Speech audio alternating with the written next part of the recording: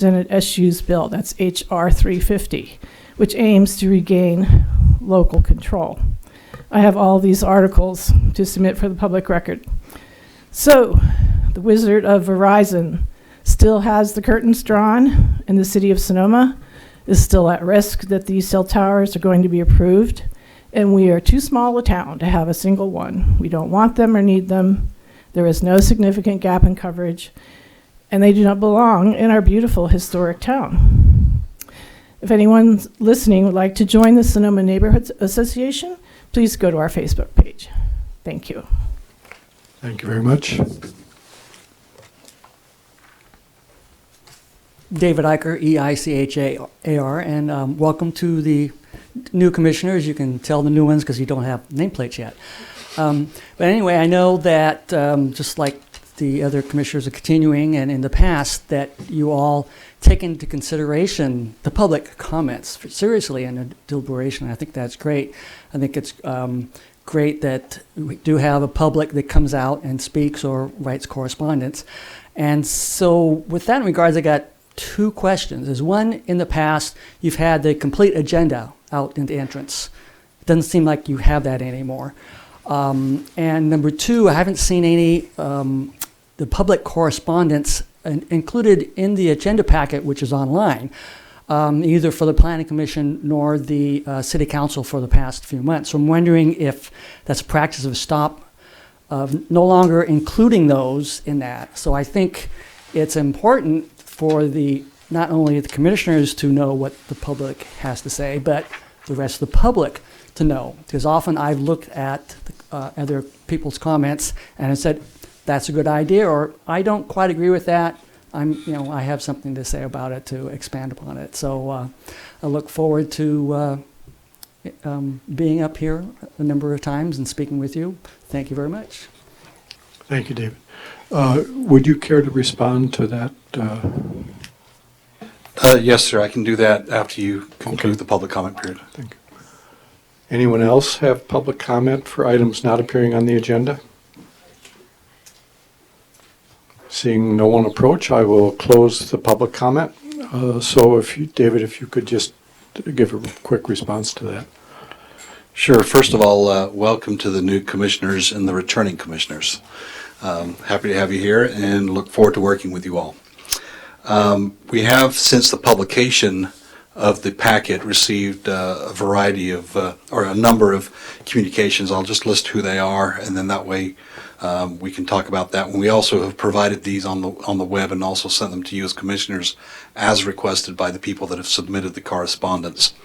So number one, since the publication of the Planning Commission packet, Mr. Eicher gave us some information on the 17th, Mr. Conforti on the 18th, Mr. Conforti on the 20th, Joanna Patry on the 20th, and today Mr. Jim Bohar of the Planning Commission also sent out something that we distributed to you as a commission. So we can provide copies of those things to the public, but we did post them on the internet, on the website, I believe.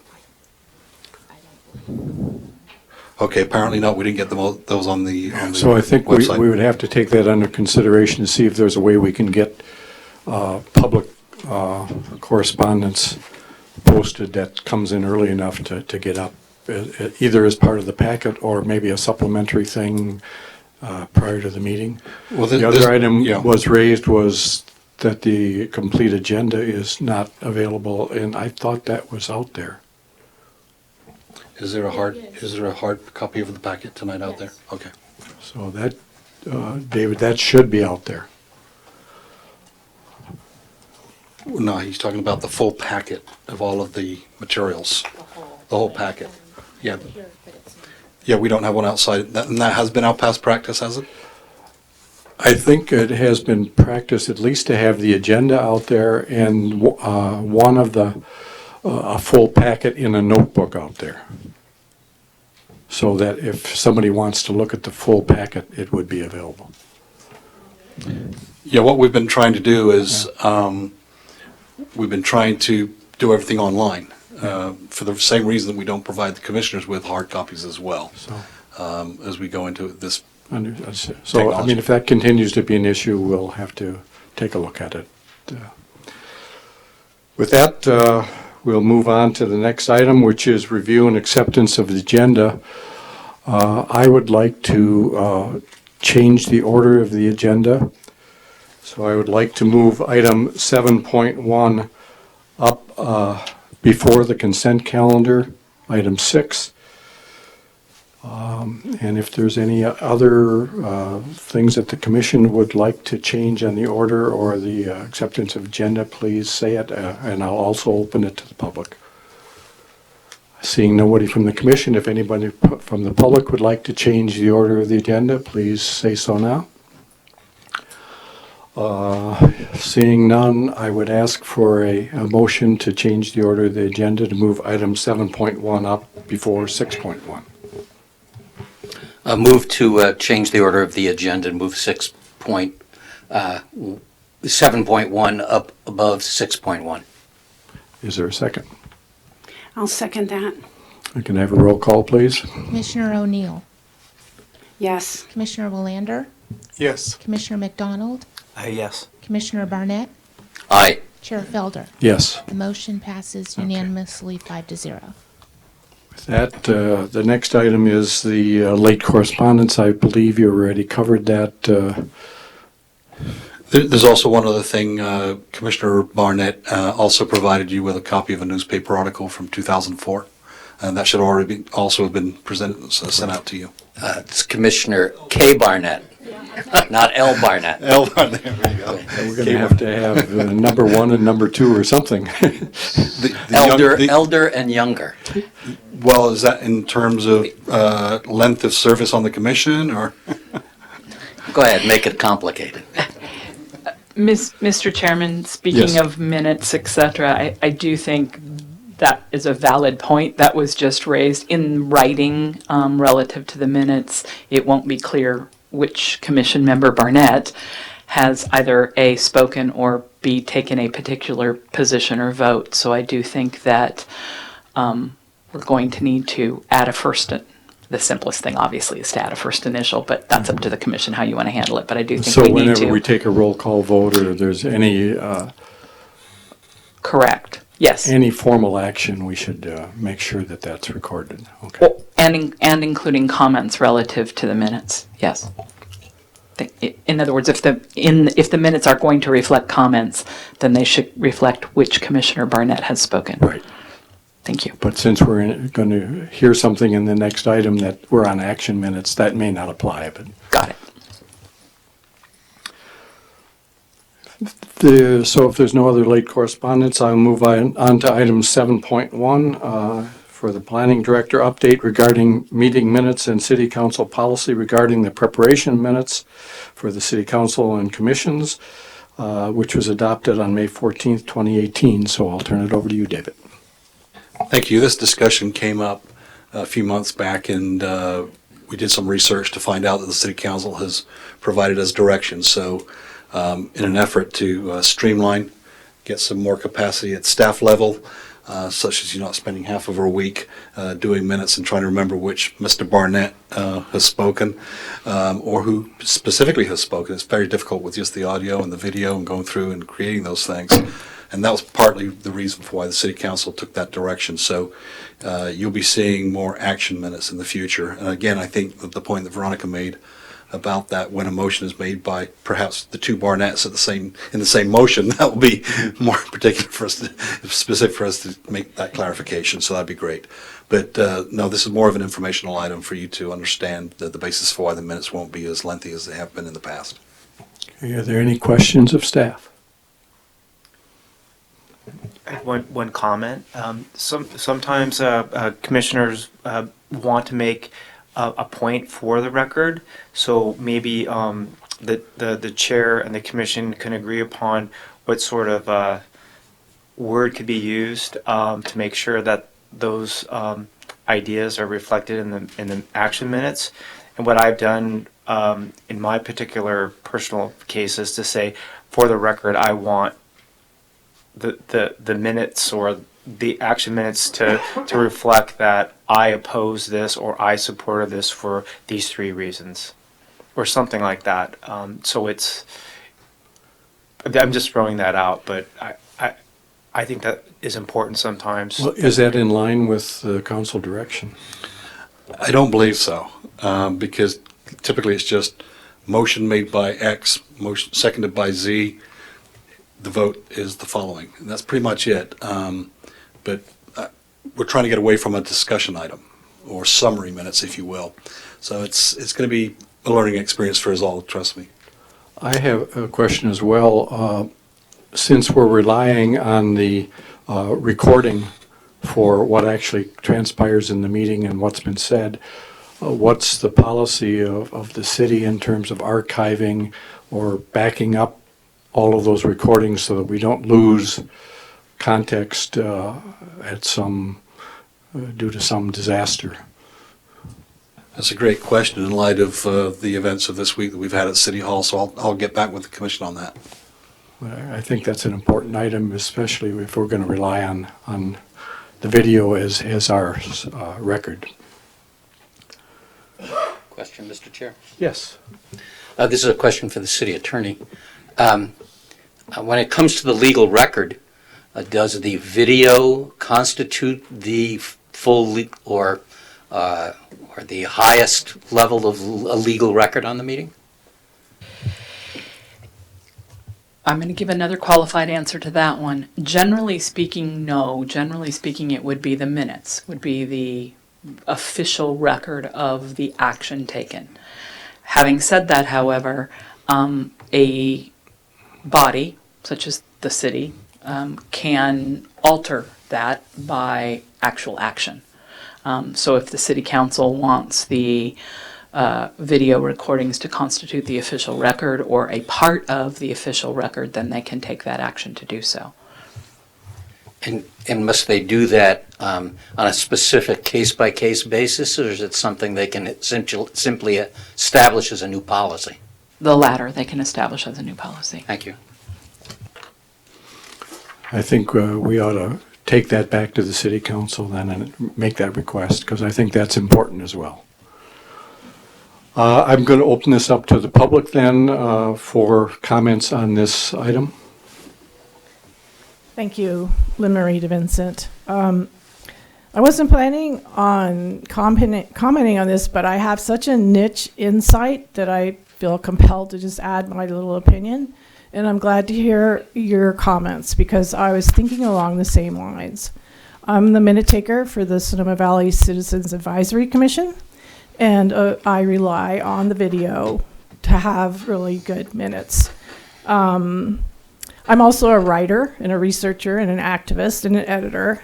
And I know that if there's a 3 to 6 hour video to look at, when I need to find the exact words that some attorney has said, that is a tedious thing. I want those words in writing. And I feel very honored to be the minute taker for the SVCAC because those presentations are incredibly important. So I just wanted to throw that in, and I'm glad to hear that it's possible it could go back to the council because I didn't know anything about this happening. But, I think if you eliminate the written record, that would be a mistake. Thank you. Thank you.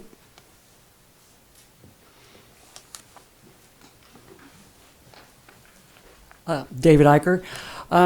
Over the past year, there's been 4 or 5 videos I went to watch, planning commissions or the city council, and they've cut off.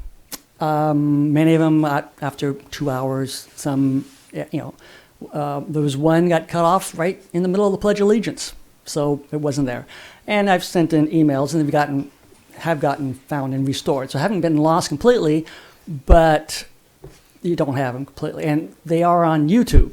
Of course, who knows when YouTube will go away? It could just poof, go away. Probably not for a long time, but if something happens to their videos, they're not responsible. They'll just say, oops, we lost them. So what? So they'll be able to be backed up. And also, I agree with the last speaker. And as you'll see later on, you have minutes from 2004 to look over. If you had to look over the watch a video of 3 or 4 hours, that takes a long time. Now, one tip that I found on YouTube, you can speed up the video. You can also do closed caption. You can see it often, so that helps. It doesn't take you 3 hours to go through a 3-hour meeting. You may be able to do it in 2. But anyway, I really strongly encourage. The main thing is the reasons why, because I know, and my background from systems engineering is a lot of times you'll look at some piece of code or development. It's like, well, why did somebody do that? And if you don't have the person around anymore, you don't know why. Sometimes it's good to know why something was done, not just what was done, but why. What were your thoughts? What did you like? What were your concerns? Even though you may have approved a project, you had some concerns about it.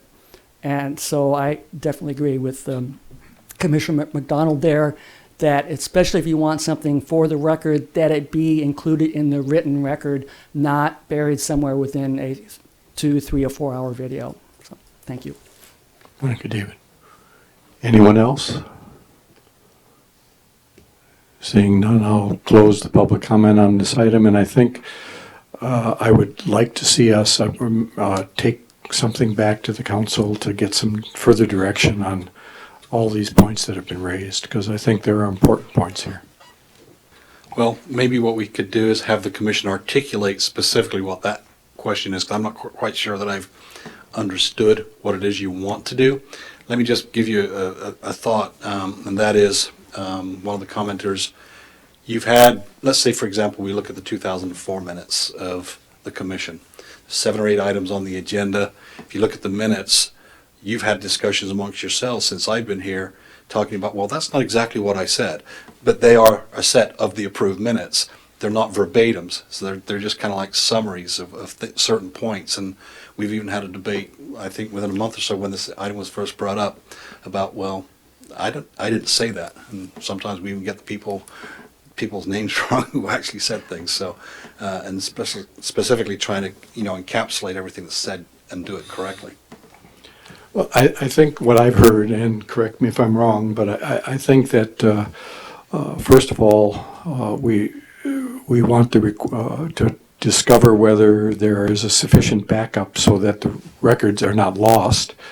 Secondly, we'd like to find out if there's a way to, in addition to action minutes, if there's a manner that we can include something for the record that specifically for a specific item could be added to the action minutes. And there was also the determination of what constitutes the legal record. yes, and I think that's an important thing as well, that we should have that resolved. Right now, I don't know if those things necessarily need to go to the city council. I can see a conversation with the city clerk and the city attorney. We can get back to you on that. Thank you. And if there's something that can be changed and it has to go for new policy by the council, then we appreciate that. Yep. Or there may already be an existing policy of which I'm not aware of, but we'll look into it. Okay. Can I just, for clarity purposes, I believe I understood that the reason for slimming down to just simply action minutes is due in part to just the burden of staff. And there's no, from what I'm hearing, it's like we were black, now we're going to white. There's no in between where we can still capture some of the essence without. Well, Okay. the resolution from the council is pretty clear. It's going to be action minutes, not just only for you, but for the CSEC. Where it's not video recorded, we do have to do minutes as we've done before. So that would be for the Design Review Historic Preservation Commission. Can I just make one more comment? I listened to videotapes of the city council, and I've listened to videotapes of the planning commission when I was absent. And there's many times where the video recording is not recording any sound for like up to 5 minutes.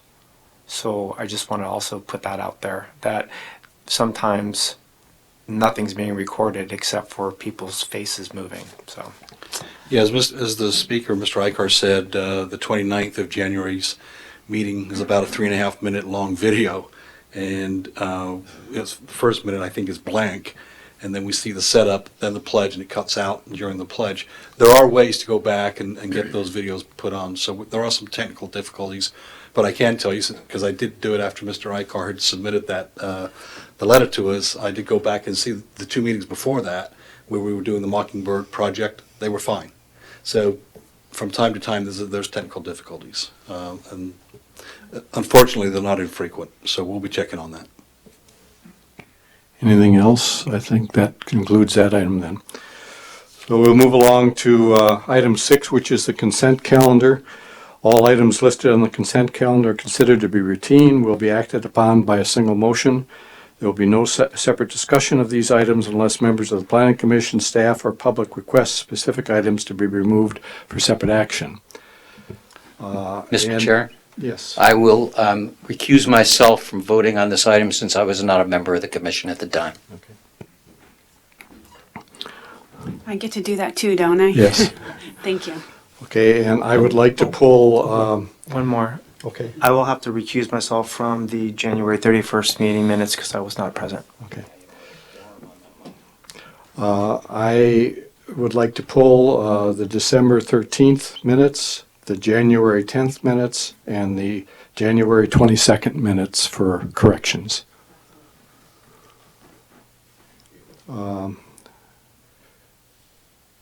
Yeah, we can't even. We have two of us to. I don't think we can approve of the January 31st minutes on the consent calendar.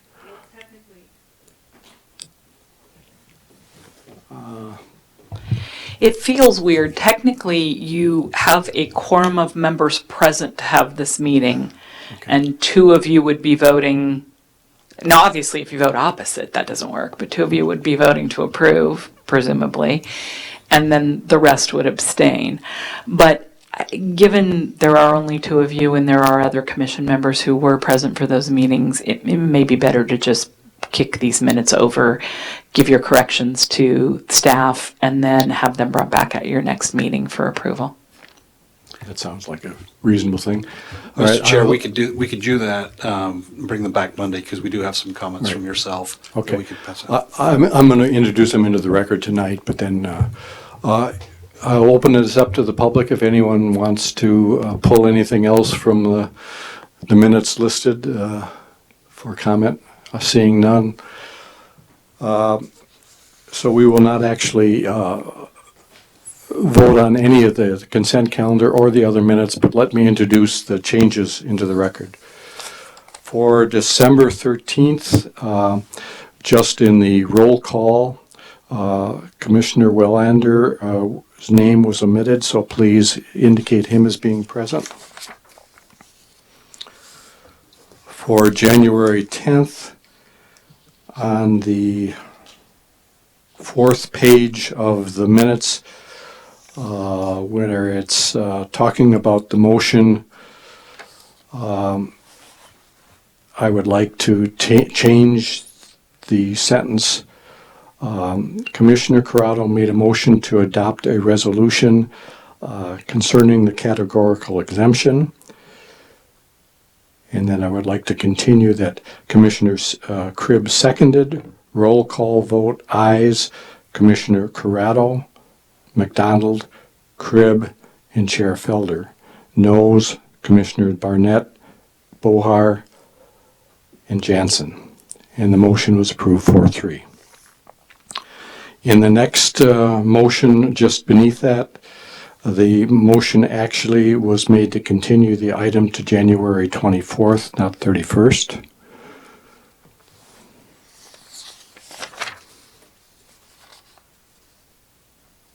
Did I miss another one?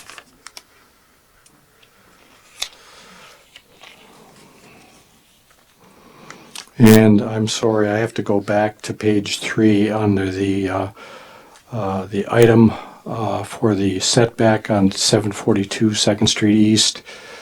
For the motion there, it says the motion was unanimously approved 6-0, but Commissioner Corrado's name was omitted.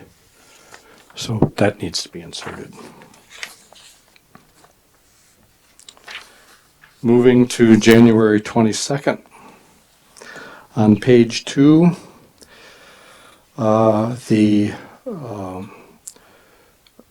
vote was a roll call vote, and Commissioner Cribb should be listed under the ayes, and Commissioner McDonald should be listed under the noes. So there should be, the ayes should be Commissioners Corrado, Willander, and Cribb.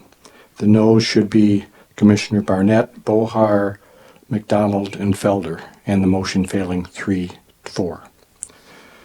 On the next motion, on the one to continue to January 31st, it is correct that the motion was unanimously approved 7-0, but strike the no votes. Those 4 people were part of the aye votes. Does that make sense? Okay. So we'll look forward to seeing all those minutes on February 25th. Yes, and I believe, just for the record, you passed those along to us earlier, and we've made those changes, so we can do that. All right.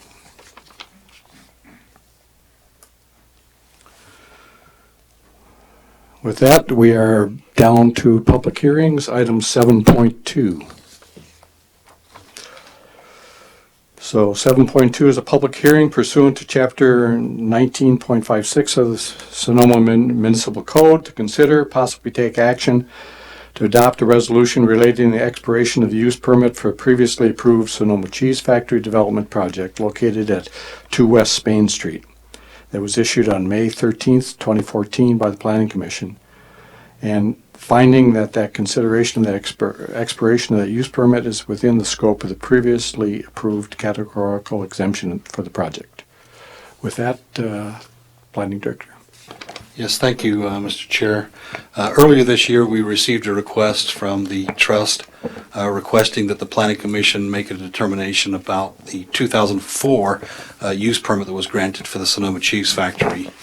Back in 2000, and you may recall, some of the commissioners were present when we did a similar type of action determination for the Mission Square project, I believe a couple of months ago. This is very much similar to that. There are a few nuances that are different, so I'll try to outline those the best that I can. In 2004, the Sonoma Cheese Factory submitted an application to do 2 things. Number 1, provide some tenant improvements, and to also do some expansion on the property. The planning director at the time determined in the staff report, and you'll see that in attachment number 2, that theoretically there were 2 use permit requirements. One would be for the interior remodel or conversion, if you will, because you had a commercial building that was going to be subdivided, not in the mapping sense, but divided into more than 3 units, then that would require a use permit in and of itself. The applicants also wanted to expand the property to include additional retail space.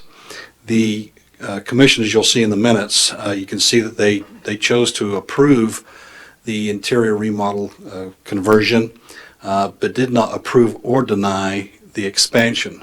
That was continued to the discretion of the applicant to come back at some time to address 2 issues. Number 1, a parking issue related to the expansion, and also impacts to the property to the east with respect to landscaping and potential runoff and damage to state park property. So without going into all of the details, the math, I do want to just show one overhead, and we're going very low tech tonight, so I'll just kind of show one of the exhibits that I have. Probably do this wrong.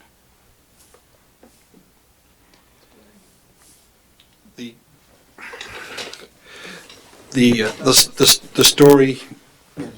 Sorry.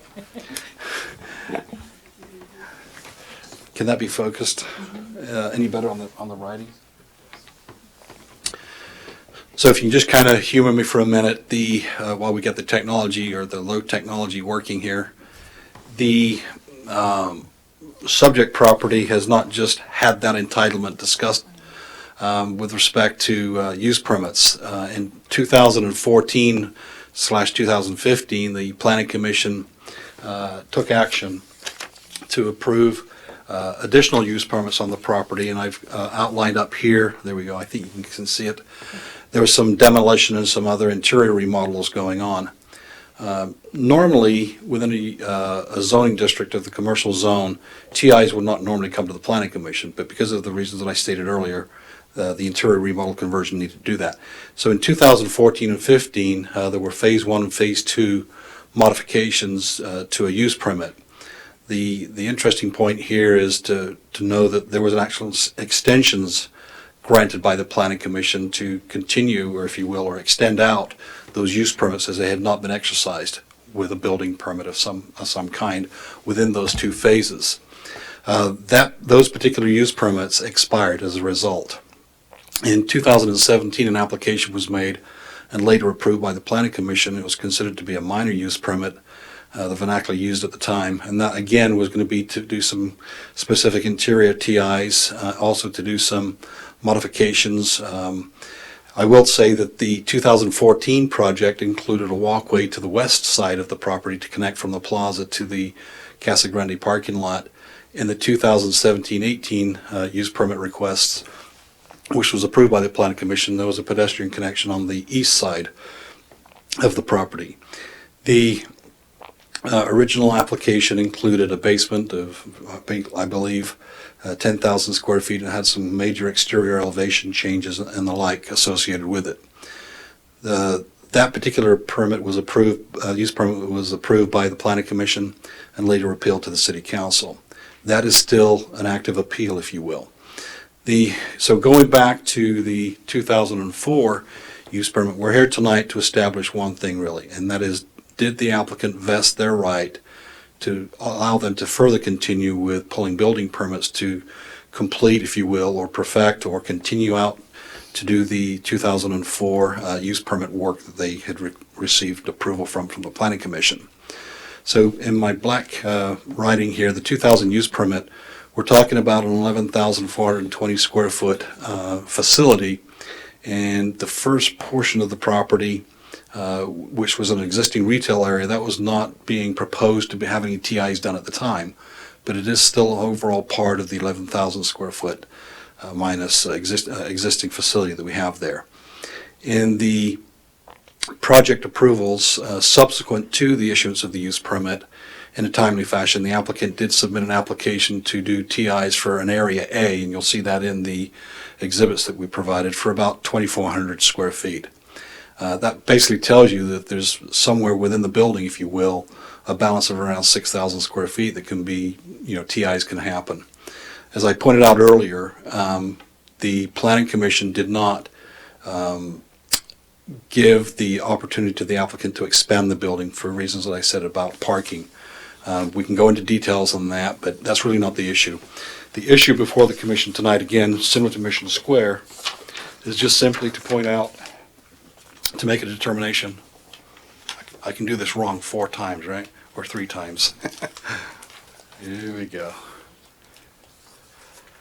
So what I have here that I've handed out, and it's also in the staff report, and I've done it by color coding, you'll see there's 3 colors there. And in a nutshell, the applicant, before the use permit expired, without any extensions, did submit a building permit, that'd be the yellow thing, 17034, which was that expansion of the 2,450 square feet that I mentioned earlier. While that project was being reviewed, or let me say, there's 3 things that goes on here. Number 1, you submit an application. Number 2, the building permit gets issued, and then it gets finalized for occupancy. So there's like a 3-step process, if you will. In the case of the cheese factory, they did submit a building permit prior to the expiration. It was actually issued and then completed after the date of the expiration. But that's really not the issue. It's, did they timely file an application before the expiration of the use permit? Subsequent to that, you can see that there were actually 2 other building permits that were issued after the submittal of the first one and before it being finalized, that were actually finalized before the one that was submitted in a timely fashion. It really doesn't make a difference other than the fact that it shows to us that the applicants have made an attempt, a good faith attempt, to perfect the use permit that was issued in 2004. Without going into any other detail, we've provided to you the minutes of that meeting, which luckily, for me, we're not action minutes. And it does provide a bit of a record as to the history of what was said there by members of the Planning Commission at that time. We've also provided for you a resolution where we're not asking you to take any specific action on CEQA tonight. In the resolution, we can strike out the language which discusses the 15303 categorical exemption. I'll say that if we were to do this over again today, that would not be the tool that we would use. We can certainly make a determination that this is not a project under CEQA, that of just making the determination this evening. So it can be left alone, and we can strike that from the resolution. This concludes staff's report. Okay, I have a question concerning the active use permit that was granted in 2017, 2018, and is currently under appeal. It seems to me that until that active use permit is withdrawn, that we shouldn't be talking about the 2004 permit. This is a question, I guess, for the city attorney. How can you have two of them going at the same time? So I think the applicant will have to speak to the status and what their plan is relative to the permit that has been applied for most recently. However, in reading the minutes from 2004, as well as the Commission's action from 2004, it seems as if the applicant in 2004 was told, you can do X, a portion of what you have applied for, and if you want to do more than X, i.e. come back, or more, expand the building, add more building space, you'll have to come back. So I don't know that the two applications are necessarily inconsistent with one another, but I think the applicant should speak to the question of what is their intent, or what was their intent with the 16 application, and what do they intend to do if the Planning Commission takes an action this evening as respects the 2004 granted permit. So it's an applicant question. Well, in the correspondence from the applicant, it seemed clear to me that their intent was now to revert back to the 2004 plan of only adding the 9 retail or tenant spaces, not to follow through with the 2017-18 plan, which makes it's clear in my mind that their intent has been stated, and that to me says that it's hard for us to act on the 2004 request until I withdraw the 2018 request, because the two are not compatible. One is far more significant than the other. I think the question, and again, I think the applicant needs to speak to this question rather than me speaking to what their intent is, but because I don't know what their intent is. But I think that ultimately when someone is taking it in the abstract and out of this situation, when you are in possession of a use permit, you may apply to modify that use permit or for another use permit that expands or changes that use. That's not prohibited by our code. All right. So on face value, I would say perhaps that's what's happening here, but I think the applicant needs to speak to that issue rather than, I have no facts to make a representation to the Commission. Okay. Yeah. Oh, further on that question, what concerns me, and I find this a highly irregular situation, is that it's conceivable, once again moving to the abstract, that based on the decision of the Commission tonight, you could end up the Commission's decision tonight being appealed, and you could have two simultaneous appeals on the same project site. That there's something highly irregular about that. It seems to me, and once again we'll hear from the applicant, but it would be certainly a cleaner and more logical process for the if this 2004 plan is the plan that's desired, then it would make sense for the 2017-18 plan to be withdrawn and the appellant then to withdraw the appeal, and then we're acting on basically, we only have one action before us instead of the uncertainty of two. So Let me put it this way, it leaves me feeling quite uncomfortable. So occasionally more than one appeal on a project isn't unheard of, or a series of projects. You could have an appeal pending on one piece of a project and then they apply for something else and you get an appeal on that project.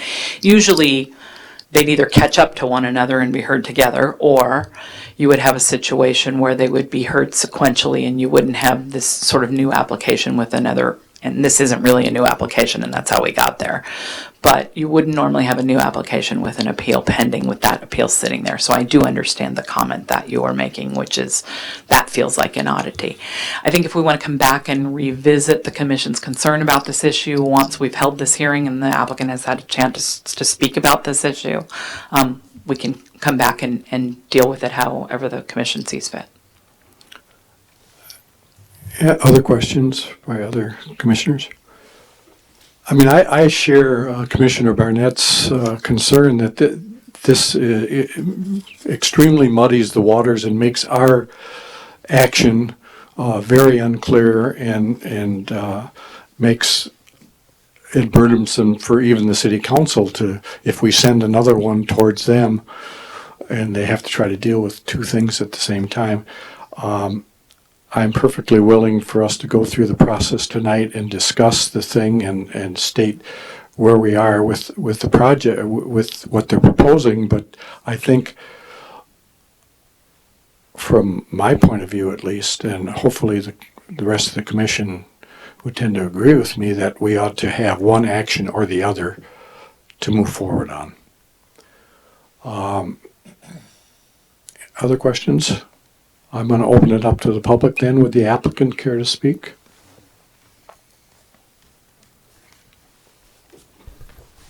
Good evening, Chair Felder, members of the Commission. My name is Alicia Guerra, and I'm an attorney with Buckhalter. We represent the Viviani Trust and the daughters of Mr. Viviani, who are the ones trying to further Mr. Viviani's vision for the Sonoma Cheese Factory. And I understand your concerns about the request that's been made. So let me clarify a little bit about what the intent was. And it certainly wasn't to confuse things or to complicate the process of having two pending applications. So there is an approved use permit from 2004, as you know. The question that we brought before you this evening, because we wanted your opinion before anybody did anything else with this property, was to confirm that that use permit continues to remain in effect, just as it has for the past 15 years. Nothing has changed, really. The Viviani family, Mr. Viviani, has, as the use permit contemplated, that there could be up to 9 vendors in that space as a public market, as retail space. That's what the use permit contemplated. The family has been using that space up to 9. They have 1 vendor, and they've been using the space with multiple stations consistent with the public market. So that is the use today, and they're intending to continue that use. Now, the application that separately was filed in 2017 was with a vision towards expanding that use, the vision that Mr. Viviani had for a public market at that space. And things were moving along with proceeding with an expanded use of those stalls within the public market. But due to the questions that arose as a result of potential effects associated with that, Ms. Respicio and Ms. Viviani and the trust decided, well, let's just make sure that the use we have, that we've been operating and that we have continued to implement, is still in effect. And that's the question before you.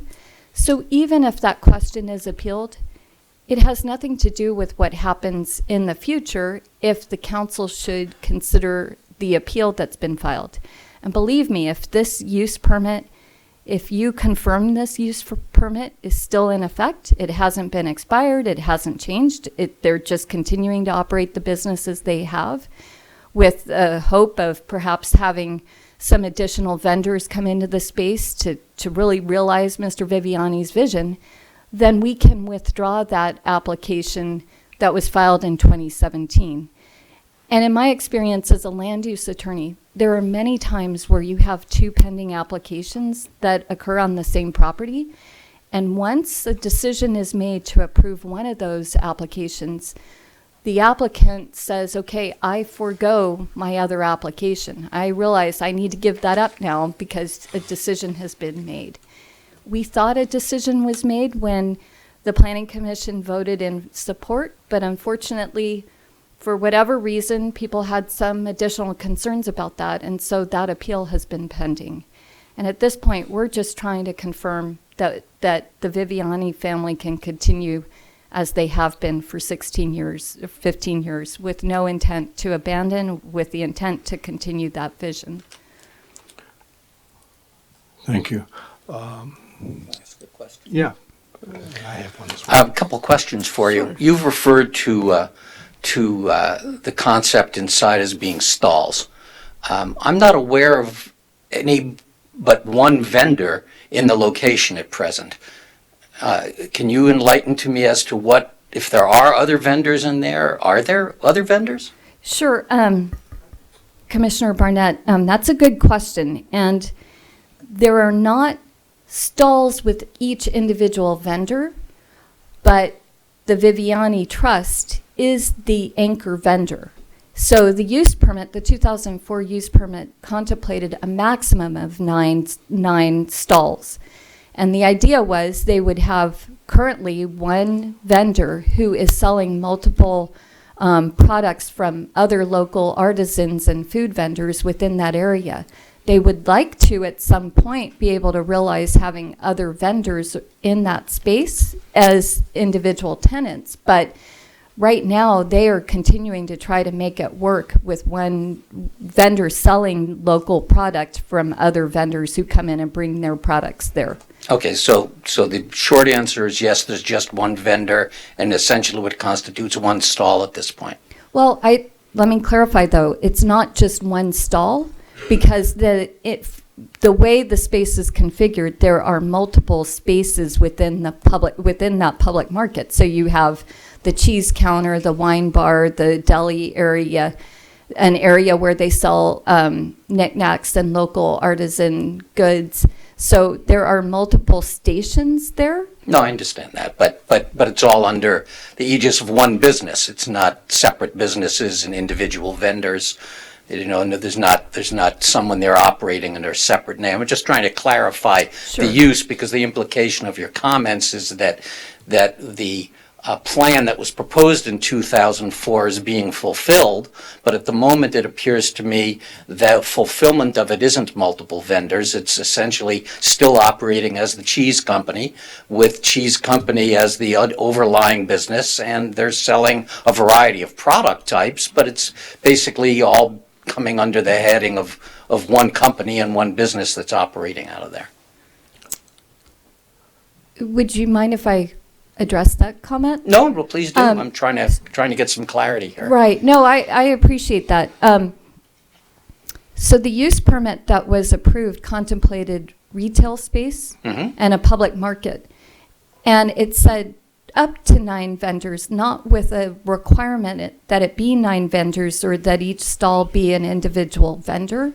And so the idea was to transition the cheese factory concept, when it used to be a cheese factory where they manufactured cheese, to actually provide for a market where people could buy various products associated with that. And I understand your point that, well, maybe there should be 9 individual vendors in that space, but that area, the use of that space, whether there are 9 individual companies in there or 1 company in there, is consistent with the use permit that the city approved, because it didn't say it had to have 9 businesses specifically in that space. And so the Viviani family has been trying to make it work with having an anchor vendor, anchor tenant there, or them as the owner of the business, and bringing in outside vendors to sell that. Now, that model has not been as successful as maybe they had hoped, so they're trying to explore renovating the interior space at some point to do the full concept of maybe having individual tenants in there. But for now, the way they're using the space is the way the space was, or the way the use was approved for purposes of the 2004 use permit. Okay, Mr. thank Chair, if I may just add to that Yes. conversation, page 2 of attachment number 2 says the property owner is proposing to devote the entire building to retail use, subdivided into as many as 9 tenant spaces, accessed via a central corridor. A retail outlet deli for the cheese factory would serve as the anchor tenant. So that seems to be what Mrs. Guerra has been talking about. I have another question for the applicant. It's my understanding that the reason a use permit was required to begin with in 2004 was that it was an expansion of the use to what is termed to be a shopping center, because it was more than 3 tenant spaces that were being requested. However, the tenant spaces that were being requested were for retail use, and there is a distinction between ordinary retail use and a restaurant use. And the use permit at that point did not specify that restaurants were permitted, and that gets into a whole nother question of the number of seats, because it affects parking. It also, the restaurant use includes in that definition includes coffee vendors. So it's my understanding that what was granted back in 2004 is up to 9 tenant spaces for retail use, but excluding restaurant use. Is that Mr. your Chair, if I can just understanding? jump in there too to help provide some context.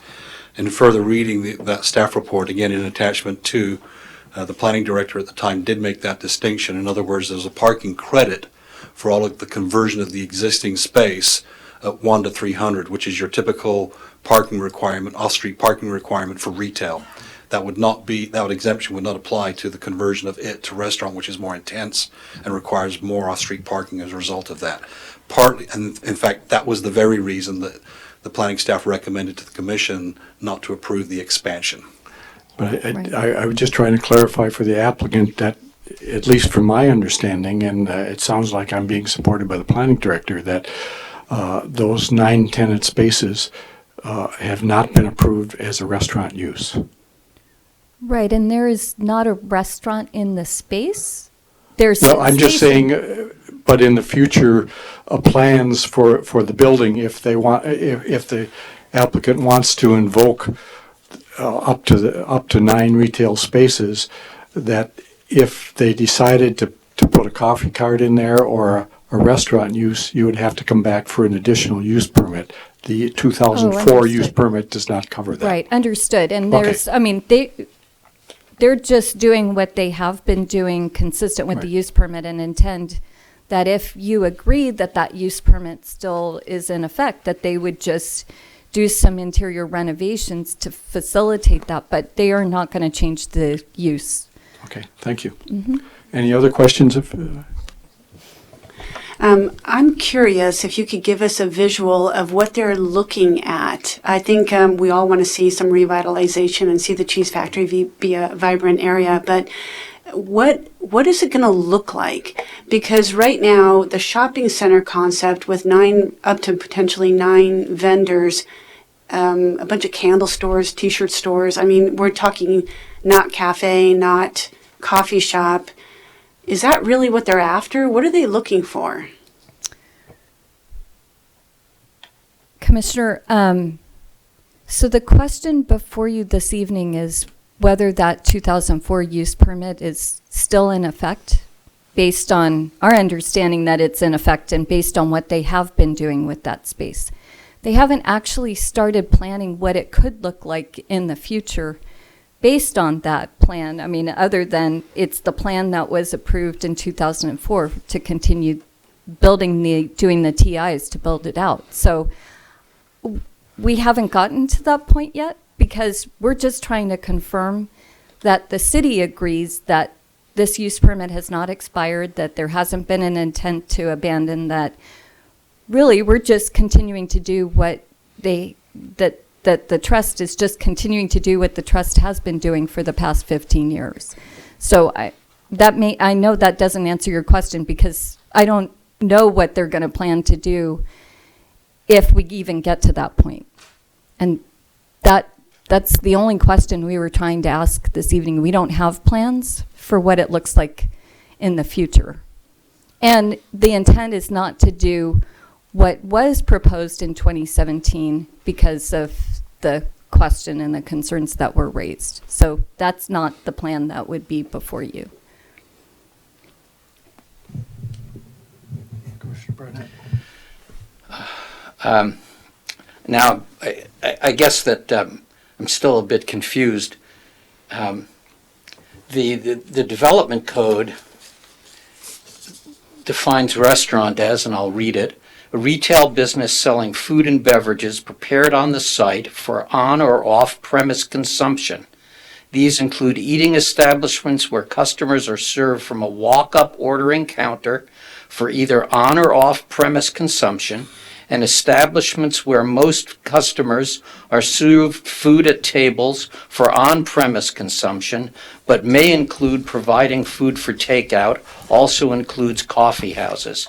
Now, what I don't see in the use permit, I haven't actually seen the use permit from 2004, I've just seen minutes of the meeting, and that concerns me, that there's no actual, perhaps you've got a copy in your files, but the city seems to be unable to come up with either a formal resolution that contained the language agreeing to the use permit or the customary letter from the city planning director to the applicant affirming that a use permit has been approved, or the terms and conditions of the use permit.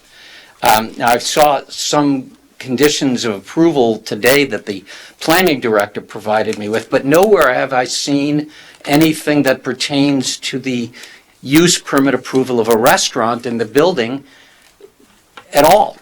And what's happening in the cheese factory, as you're describing it now, and say it's been going on for 15 years, is essentially a restaurant use that seems to have slipped in without any formal approval. Can you help me clarify that? Sure. So the use of the space as a wine bar or having the wine station is where they sell wine, where they sell cheese, where they sell the food products. People are not sitting down and eating as a restaurant outside of what had previously been contemplated for the space. And do you? We're currently running it as a restaurant. We currently serve food. If you care to speak, I'll have to approach you and speak into the podium. Please state your name. Hi, I'm Maria Viviani. It currently is serving food and is basically a restaurant use. And I believe we have just a little under, maybe close to 200 seat approval. And that the approval that you're referring to, I'm just looking, Yeah. trying to cross the T's and dot the Yeah. I's here. I don't see any document that has a use permit approval for restaurant use of this space. Yeah, I wonder if it was grandfathered in because it was already being run as a deli and a food Yeah, no, operating establishment. And what renovations that we wanted to do were to expand upon that.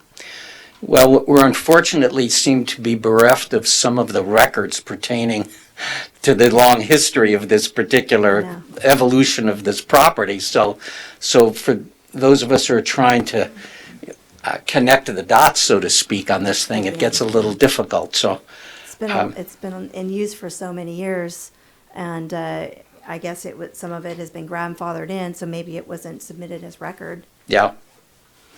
Okay, thanks. Just wanted to add in there.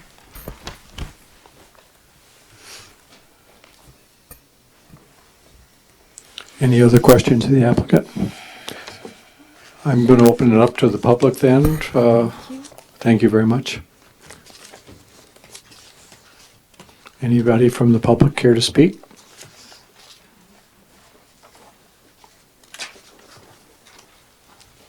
Hi, Maria Viviani. I'm glad that you guys are hearing us today. The reason we revisited the 2004 plan is because it seemed to we didn't want to reinvent the wheel. It seemed to hit all the marks for what some of the feedback we got from our community, concerns about changing the scope and size of the building, preserving history, preserving the building as it is, and honoring its history on the plaza for 87 years. We thought the 2004 plan not only showed that our father had that intent to create that public market concept, he started it. Unfortunately, he wasn't able to finish the entire project because he passed away. But our intent was to step in and continue it on. I know the 2017 plan was larger and it just didn't fit in with the scope of what our community wanted. So we went back, we regrouped, and we said 2004 is the plan. Let's take it before the Planning Commission and get verification that it's still active. If it is, then we can pursue renovating the space as it was intended on the 2004 plan.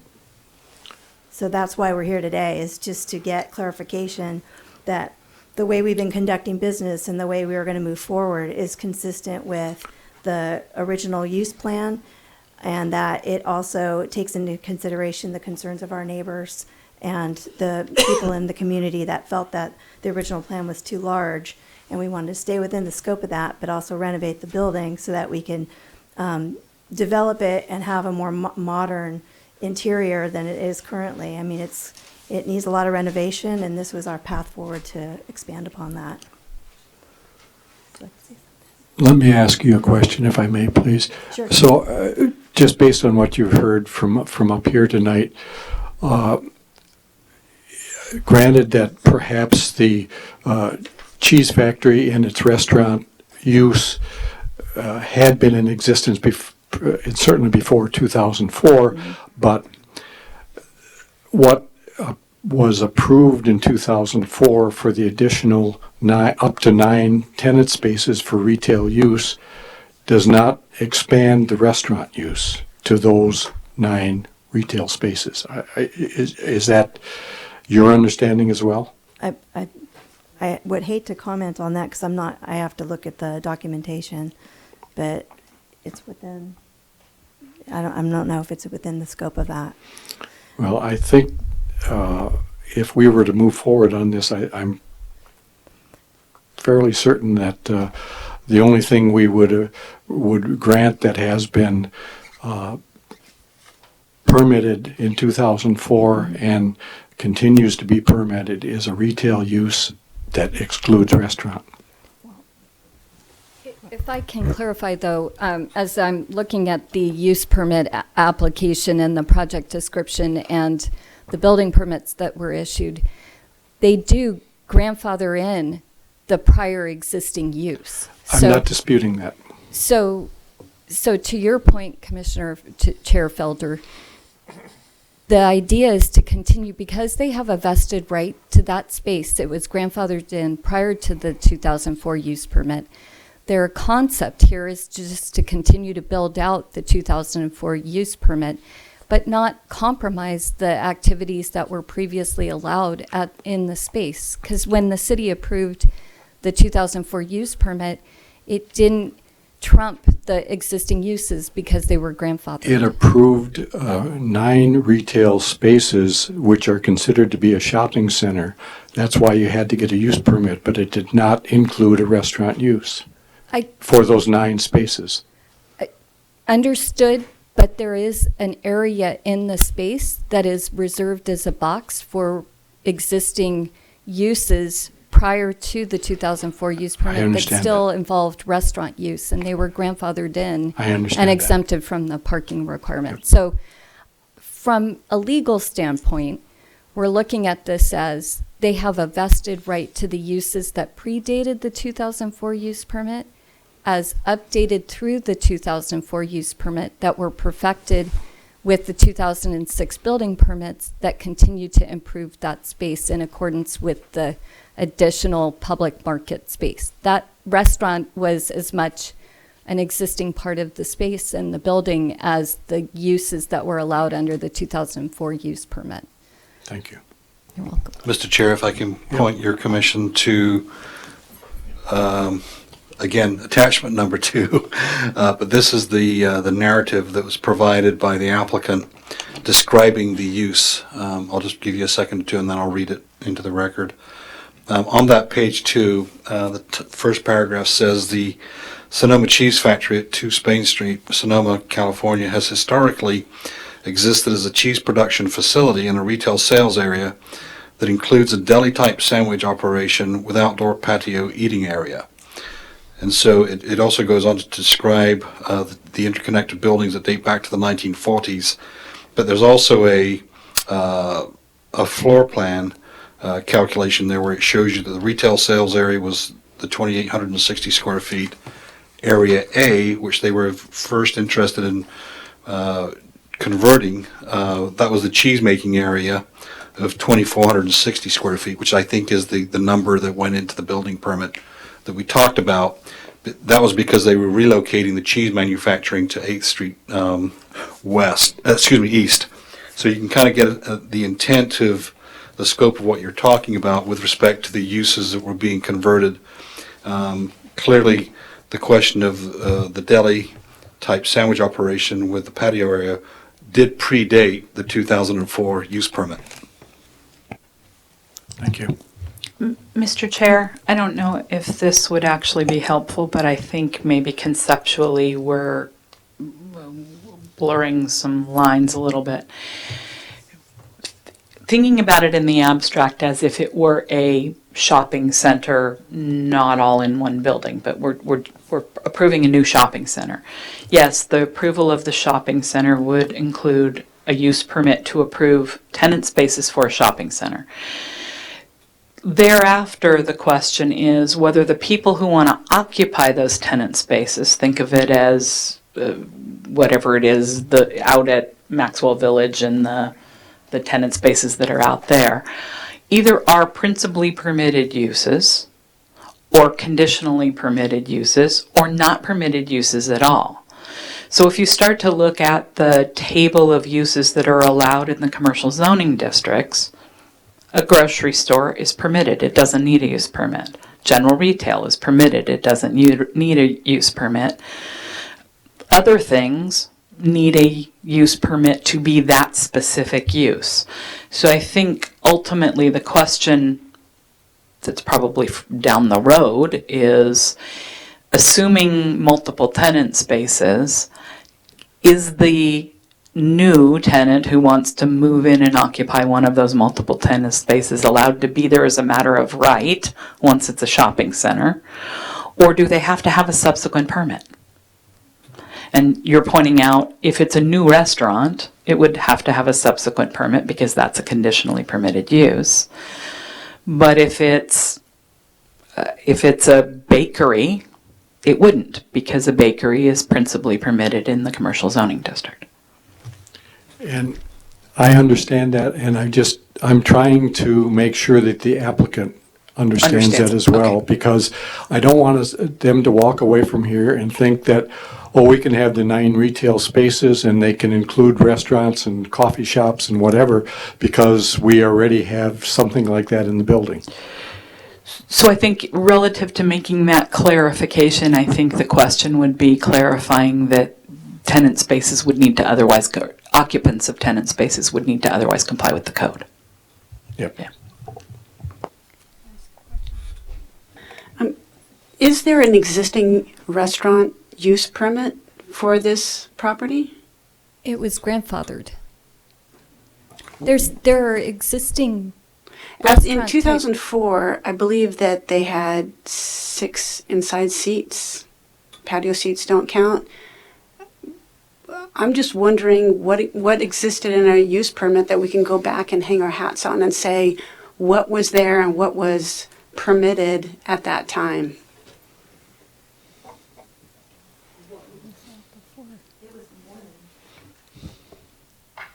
Hi, Maria. It was more than 6 seats interior. I don't know where you got that number.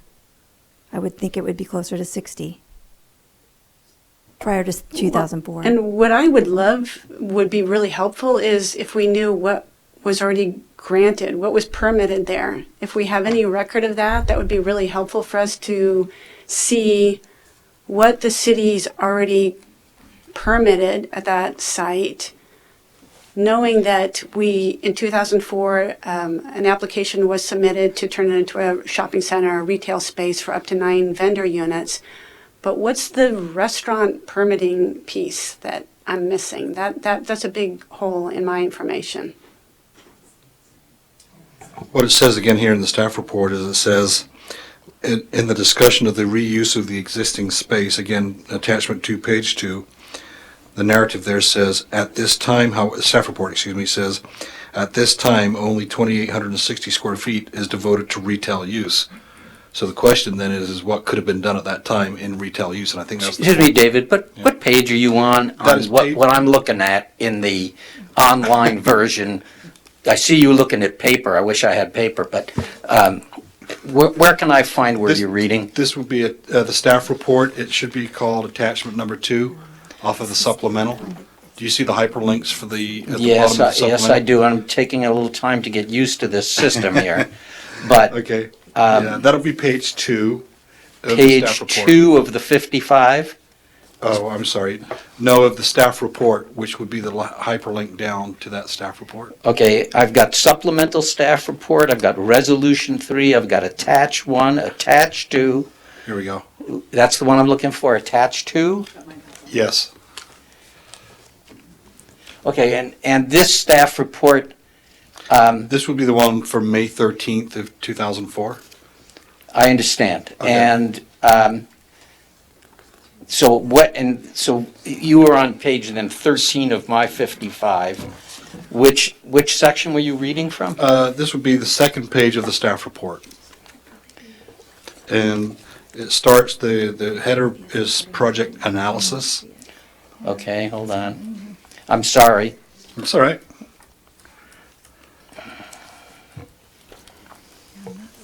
I'm sorry, I can't even find it. Let me see if I can come and help. Well, you know, Oh, you got the hard copy? Okay. what? It's page 2 of the staff report.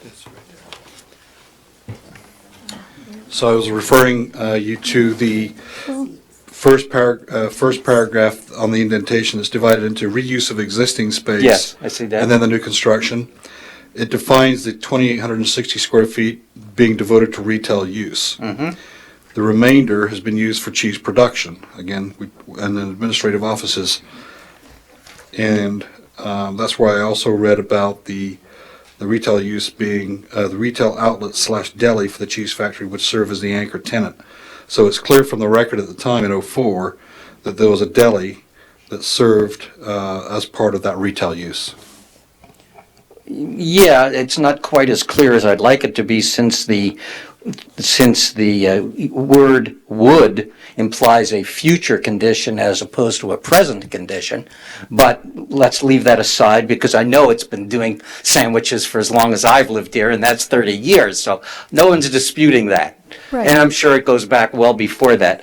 I think the point that Sheila's making, and this is what's got me a little stuck, is that because Sheila, I think you're in the real estate brokerage or the bank. You're now at a And a home- cheese sandwich eater. and when you buy or sell a home, you have a title report. You get all this paperwork in order because you want to make sure that both the purchaser and the seller are well protected because they have codified, written, clear line that links together all the proprietorship of a property and the ownership, and the title is clear, and you need to have all these things you sign and fill out 1,000,000 sheets of paper just to make sure that everything's in order. And somehow or other on this project, we're left with a lot of things that just can't seem to be retrieved. There's conditions of approval, which is probably the most minimal conditions of approval I've ever read in my life. It consists of basically one line, which says, we're approving this project in accordance basically with the plan submitted by Mr. Dimick. And then it provides absolutely no other conditions whatsoever. The rest of them are all irrelevant to the actual use of the property. And so the struggle for me, and I sense for some others up here, is that it's very hard to draw these lines carefully and adequately between the different pieces of this piece. And let me say, I think that the idea of a 9-vendor or a 9-tenant use of this space sounds terrific. I mean, I'm waiting to hear what everybody has to say about it, but basically, you know, it would be lovely to see this project fulfill the potential of the property and become an asset to downtown. But I don't want to promulgate what I see as a series of previous moments of lack of clarity, which has left us with a poor record of how the decisions got made and what they actually were. And that's why I think we're kind of struggling up here. If we were sitting here with a nice sheaf of materials that provided a clear path forward and didn't raise any questions, that would be great. And maybe it's because of the length of time this property's been there and how long it's operated and the record keeping of the city for whatever it is. But 2004 isn't that long ago.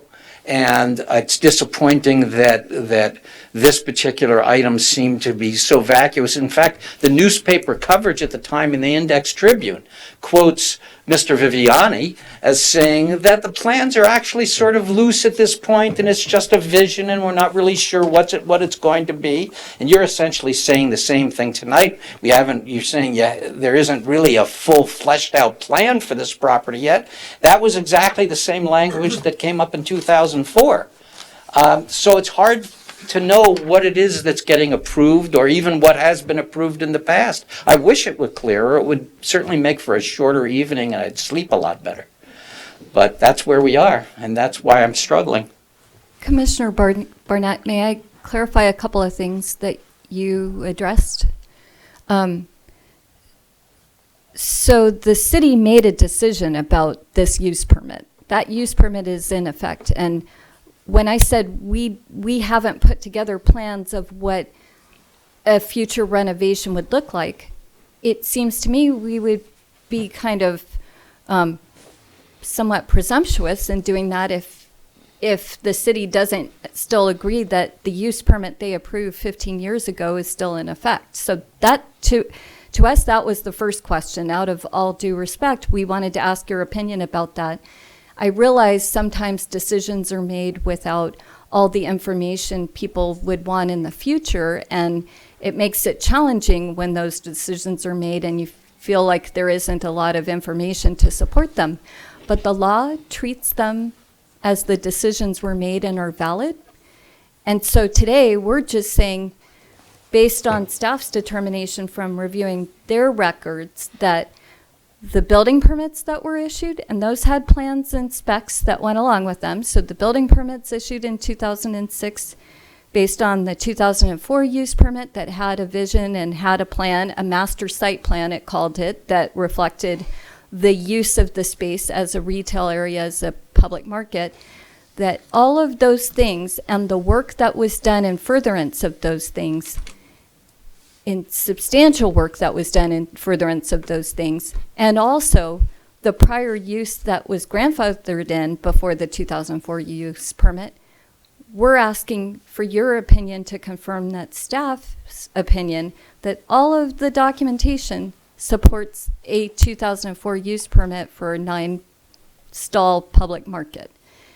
And if you concur that that use permit is still in effect, that's the only question that needs to be answered, because then next step is to come in with building plans to show how the space would be renovated consistent with that. And nobody's proposing other uses that weren't contemplated for the space or that haven't been used at the space, but then there would be a path to be able to take it the next step. And that was the decision before you. There haven't been any questions about use of space that were inconsistent with the decisions the city already made. So we were taking this in bite-sized pieces, and we did it because we wanted to make sure that it was a transparent process, precisely to avoid that situation should the building plans come into you and you're like, where did this come from, kind of thing. So I apologize if that is creating more confusion. That was not the intent. We were trying to be transparent about this process and try to respect the process that had already been underway 15 years ago and before that. Let me kind of interject on that. What you're saying is that you haven't made up your mind what you want to do, but you'd like to have the up to nine spaces available to do it in. What we're faced with is that if we say that that 2004 use permit is valid and not expired, and you remodel the space in accordance with that use permit, it won't come back before the Planning Commission because there's nothing for us to consider. It's already been, if that's still in effect, you can remodel it. Yes, you have to get building permits, but you don't have to get a use permit from the Planning Commission. So we will never see your plan. But the Planning Commission saw the plan for the space at the time to see the plan. And The Planning Commission saw in 2004 a site plan that showed no division of the space. It's a site plan that has the general Area A with no division or definition of what goes into Area A. That's all that's in the record. Chair Felder, with all due respect, there was more information about how the space was going to be used that led to a use permit that said you can have up to a maximum of 9 vendors in the public market space. So It's not in the record. it was in the proposal statement that was submitted for the use permit application. It was in the use permit itself. There was a site plan that accompanied this that contemplated how various sections would be used consistent with that use permit. Mr. Chair, if I can just talk about that. I don't see that. I've not seen that in the staff report. I saw a site plan, some as-built, and a master plan, but it doesn't show the division into nine things. But if the concept was up to 9, I could see why it was left out without that division being shown in any plans. But I don't believe the record shows that there's a division up to 9 pictorially. It may have been done in a narrative form. I mean, all we have is we have an as-built and we have a proposed master plan, but they don't show anything that gives details. So I'm saying if that existed and it existed as part of a building permit, it was never before the Planning Commission then, and it is not before the Planning Commission now, nor will it be in the future because it would never come back to us. So we're being asked to trust you that you're going to do the right thing, but we have no evidence of what that right thing is.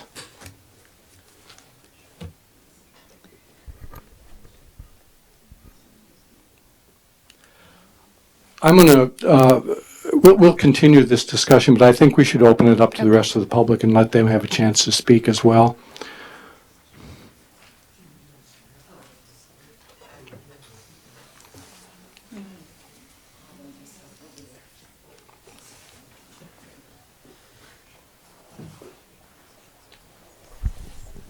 My name is Jill Kamaheli, and I'm a lifetime resident of Sonoma.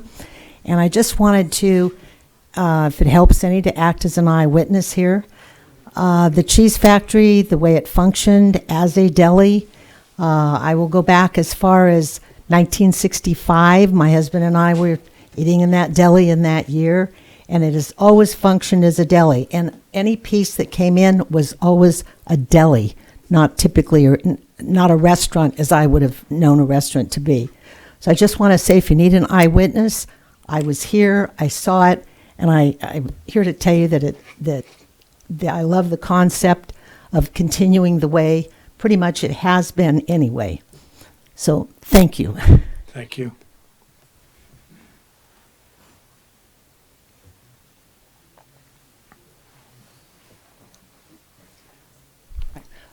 David Eicher again.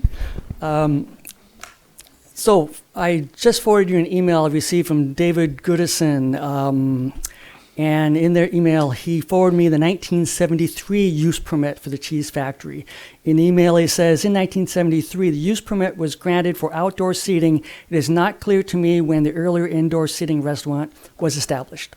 So we know it's pretty as far back, yes, I think everyone's agreed that has been used there as a deli. I think it's pretty complicated, and for a lot of people, it's not quite clear. I want to make sure I understand this. What exactly that was in the use permit and granted that they still need to go forward? And I can see there were two things in the original 2004 use permit. Was one, the expansion, that would need a use permit.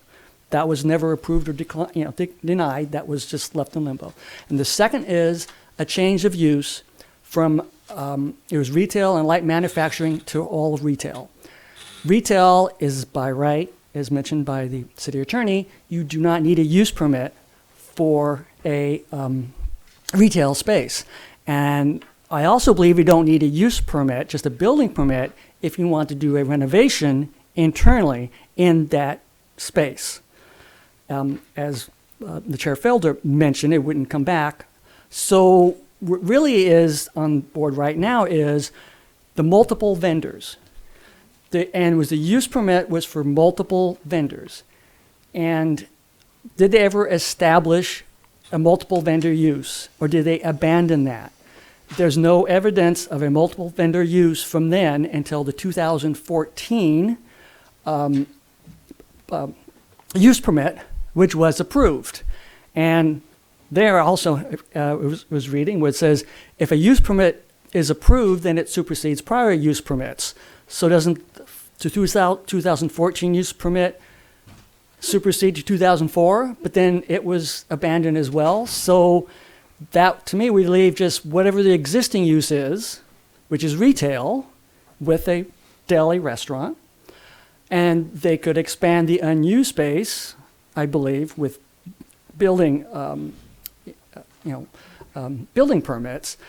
So I'm trying to wrap my head around, I think that is the whole question. And to me, if it is purely the multi-vendor, they have not shown that they intended to use that and have not done anything to actually do that in 8 years between the completion of the building and the 2014 request application.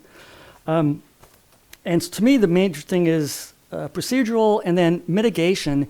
If there's anything that, in terms of the barracks or parking or traffic and including delivery, that might need to be mitigated.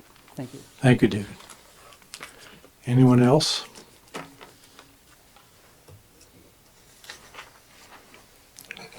Seeing none, I'm going to close the public comment. I'm going to bring it back to the commission.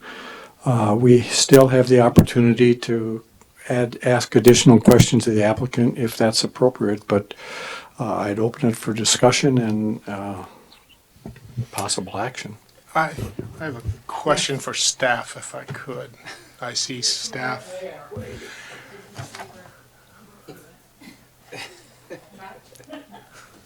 I'll wait. Well, I'd just like to provide my comments. Oh, there he is. I can continue if I want to. So I just wanted to provide my comments for the commission to consider. I think Mr.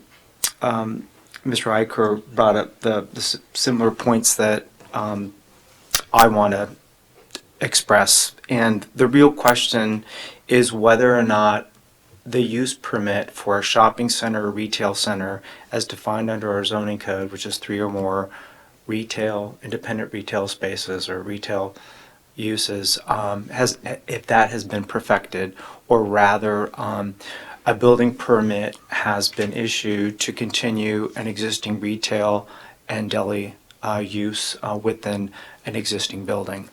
So my feeling, my impression is that a shopping center, a retail center, however it was defined with 3 or more uses, I don't think that at least in my opinion, has not been perfected.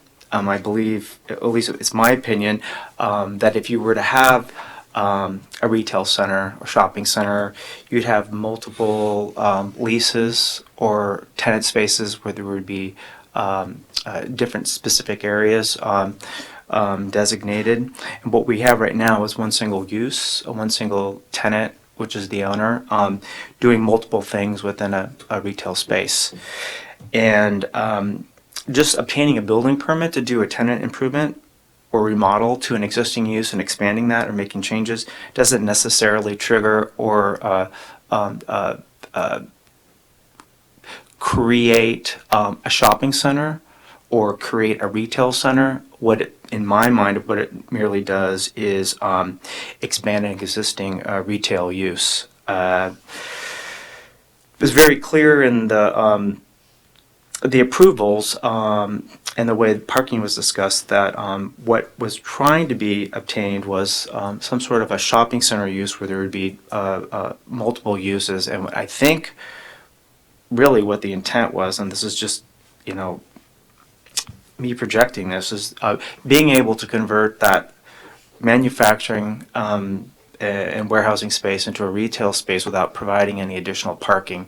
Trying to clarify that within the confines of that existing space to build it out, to create a common walking area and to create that master plan vision that is in the original staff report. But none of that has been done. The common walking area has not been created. The spaces in the master plan have not been created. The landscaping or any of the other conceptual improvements have not been applied for or perfected. And so, at least in my mind, if the property owner is asking me whether or not the use permit is valid and has been perfected and has been implemented and it's just an extension, the subsequent tenant improvements are an extension of a perfected use. And if they're asking me that, I don't believe that a use permit has been perfected on site. But that's just my opinion. I'd like to get feedback from the other commissioners. But I just don't feel that compelled that building permits to continue tenant improvements within an existing retail and deli are enough for me to suggest that a use permit was actually perfected on site.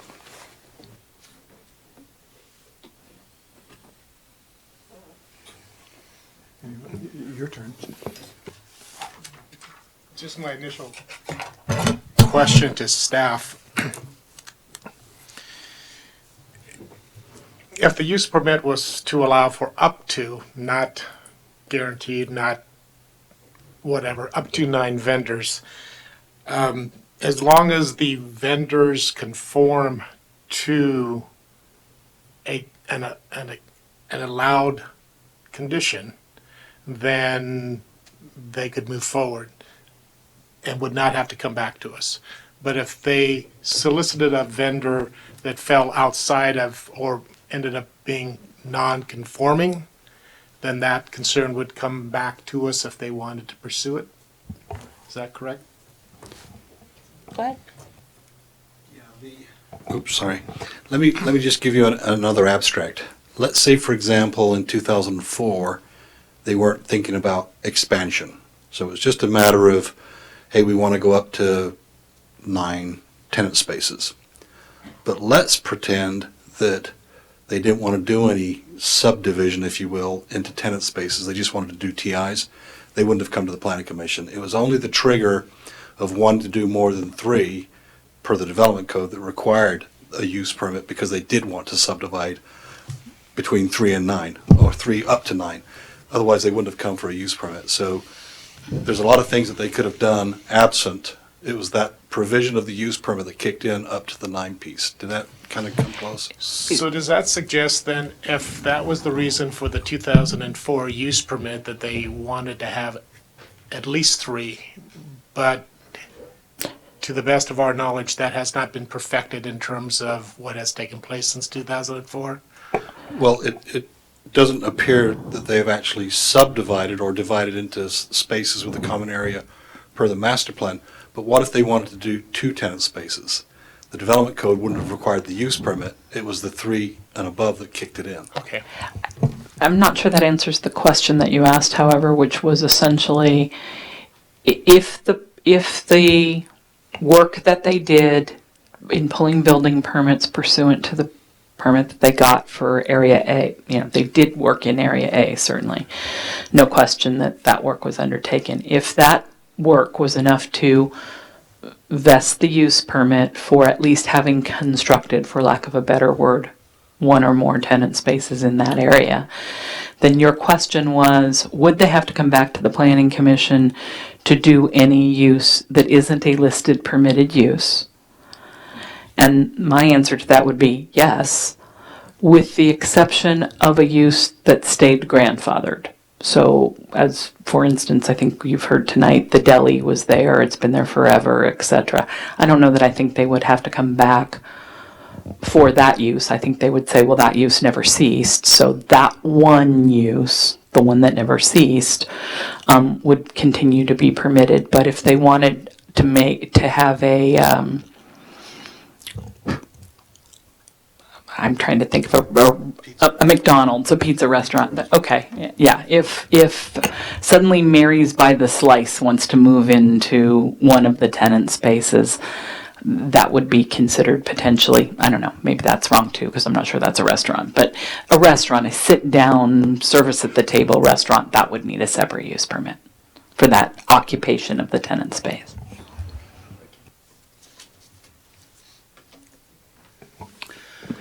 I've got a combination comment question. At this point, it appears that there's but one tenant in a contemplated 9-tenant space. Now, given the expressed intent in 2004 of developing up to 9 tenants, and the reason for the triggering of the use permit hearing at all was because of the expectation that there would be at least 3. Given the fact that in the interim 15 years that there still remains only one tenant, to what extent does that impact the justification for that 9-tenant use permit? In other words, is that a permission that goes on infinitum? Can one apply saying, we want to have more than 3 tenants in this space and we want a use permit for it? And then how long can one maintain a single tenant use before it's clear that that expectation has not been realized and that permit then expires and one instead would have to reapply for a new plan? It's been 15 years. Can it go to 30 years? Can it go to 100 years? What's the number? So the legal answer to your question That's is, what I'm looking for. if I obtain if you obtain a permit to do something, a use permit to do something, and you make substantial expenditures in reliance upon that permit, you vest that permit. If that permit is vested, the only way those vested rights disappear is if you establish an intent to abandon those rights. And how does That's one what the law says. Okay, and how does one determine an intention to abandon those rights? Does the lack of fulfillment of that plan constitute an abandonment? And when does it, if it does? Well, there's no magic, there's no magic period of time under the law that says, well, if you lack of fulfillment of, I'll give an example. There's no provision in the law that would say, I want it to be 9 tenant spaces. I only ever established 3 of the 9, but I have a permit for 3. Or I have a permit for 9, I could do 6, I could do 7. Do I lose the right to go to 9 if I take 10 years to go to 9 or 12 years to go to 9? Probably not under the law. If you act inconsistent with the permit, if you potentially come in and say, I now want to be, and you're granted a permit to now be a different conditionally permitted use, such as the whole thing is going to be a 5-star restaurant, or we want it to go back to manufacturing, then that's probably evidence of intent to do something different. Well, let's back off the abstract if we can, because as I've said, we only have one tenant. So it isn't even a matter of just wanting 3, and therefore having the requirement for the use permit hearing to entitle this subdivision, so to speak, into multiple tenant spaces. What we've ended up with is from 2004 to today, we only have one tenant. Now, you're saying that the building improvements that were made are evidence of a fulfillment of that plan to create a multiple tenant space. What I'm aware of as the improvements was that there are some improvements to the retail area in the front, which was basically for that one tenant. And then the other building improvements had to do with the replacement of some air conditioning, HVAC, which was in the exterior of the building, and some other kind of similar mechanical improvement to the building. Given the lifetime of HVAC systems and other things, those may have had nothing to do with the capacity for them to fulfill the multiple tenant improvement. This just you need air conditioning in the summer in Sonoma. So, we don't have any record at this point as to why it was that these mechanical improvements to the building, which were on the roof, were made and to what those were intended to fulfill. All this being said, what I would really like to do is to figure out what the path is, what the trajectory is to get this project on a track that allows it to go forward and fulfill the tenets of the code and covers the bases that we're trying to cover tonight as to what I would refer to as a fleshed out conditions of approval for a project, which may require in part taking a step back for a little while and actually, dare I say it, putting in a new application for a project which is described here in these plans in 2004 in a very rough fashion, and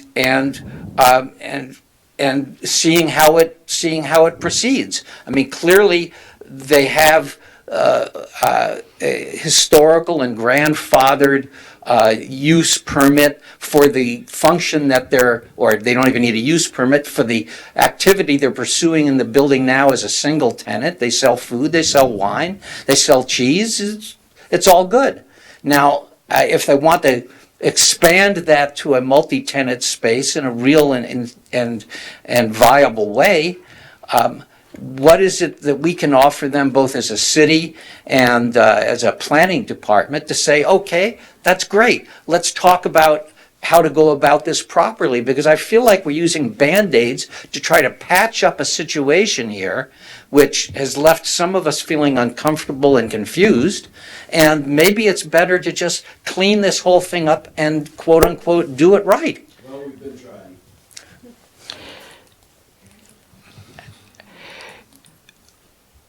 So I think the question before the commission at this point is a different question as to whether or not the occupancy by multiple tenants ever took place. The question before the commission is, did the applicant do enough work pursuant to the permit in constructing the improvements to Area A, constructing the electrical improvements that I think were to pull separate power to different areas or different, what would have been future tenant spaces that they haven't completed. And whatever other work, I don't know what the other electrical permit was. If it was air conditioning, that could have been what it was. I don't know the answer to that question. So did they do enough work under all of those pieces of work that they undertook to vest the permit? Again, you can vest the permit itself by doing the construction, even though you never rent to the multiple tenants. It doesn't make the shopping center down the street not vested as a shopping center. If they never rent to anybody, they could leave the spaces vacant, or they could rent to all one business who is located in different spaces. So was there enough, and it's not my determination to make, it's the commission's determination to make, was there enough work done to vest that permit? And if there was enough work done to vest that permit, did in fact the applicant intend to abandon that permit over the course of the last number of years? Those are really the only two legal questions that are in front of you. The question of who will be future occupants of these spaces is dictated by the code. Sheila? I really love the cheese factory and really want to help see the trust get through this process and have something successful happen there. I think we all feel that way about the cheese factory. It's an important part of Sonoma and the Plaza. I am uncomfortable, as the fellow commissioners are, with the 2004 permit as a shopping center, and in my opinion, it didn't vest as a shopping center. It never had the multi-tenants. It also, the other thing that bothers me is that there were subsequent applications and for additional permits, and I think that shows there was a change of intent there. I think now you're going back and saying, you know what, we went the wrong way, we need to go back to where we were before, and I applaud that. I think it's going in the right direction, I really do. But I think that we need to have a clear application brought before us that will really specify what we're approving, that says we intend to keep the deli and we're going to have so many seats and we're going to have 9 vendors and they're going to be of this nature. And to be very clear about whether or not you want to have the potential in those 9 vendors of somebody being able to have a coffee bar or a cafe or something like that. I think that what we need to get is something that's really actionable on our part, that we can all visualize what you're doing, understand it, and make sure that we're permitting what you really want. I think that even if you had vested as a shopping center, which in my feelings you have not, is that really what you want anyways? Because that really limits what you can do with that property. And I think that property is a lot more valuable than just having 9 retail stalls. I think that property can serve something much more useful than just 9 retail vendors. So I would like to see something come back to us that is very specific. And I go back to, I think Larry, Commissioner Barnett mentioned that after the use permit was granted in 2004, the following week, that article that was in the newspaper that your father talks about, that they're going in this direction, but it's still really vague and it's sketchy and we're really not sure what we want to do. Had it been buttoned up at that point, we'd have some clarity as to what was happening. It wasn't buttoned up then, but I think it needs to be buttoned up now so that everybody can have a very crisp understanding of what you are and are not allowed to do, and that gets recorded correctly in the record so that you don't run into this issue again. What I'd love to see is for us to help you expedite that process and make it happen quickly so it doesn't get dragged on further. But I think that, in my opinion, it did not vest as a shopping center. We need to go back and ask you to come up with another plan and submit it quickly, and let's see what we can do to get this expedited and through the process. But I just really need more clarity on what it is that you want to do. And I just think 9 retail stalls is limited, and I really would like you to determine if that's really what you want or if you want to have some potential for cafes or coffee shops, etc. Mr. Chair, if I can offer a suggestion at this point, having listened to comments from the Commission, I would suggest that you continue the item and or perhaps direct staff to prepare a resolution that makes the determination that we've heard tonight, that it's not been vested, that there's it's not vested as a shopping center per se. If that's the direction, we could get some further clarity from the Commission. That's just another option, because before you tonight is a resolution that staff has prepared for you, but we can certainly go back and correct that for the record and return. I would suggest not continuing it to the 25th of January, though. February. I'd want that to, I'm sorry, 25th of February, next Monday, as opposed to coming back on perhaps March 14th with a resolution. I certainly would be amenable to that if the rest of the commission is. I think it needs clarity, and I don't think we're in a position to certainly to adopt a resolution as it's been presented to us tonight. Would the applicant like to speak again? I would. Thank you, Chair Felder. At this point, we would respectfully request that you just deny this determination.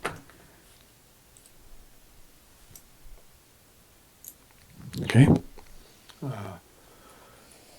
Thoughts from the commission? And what's your reason for that? If you can help us, because I think you can sense you have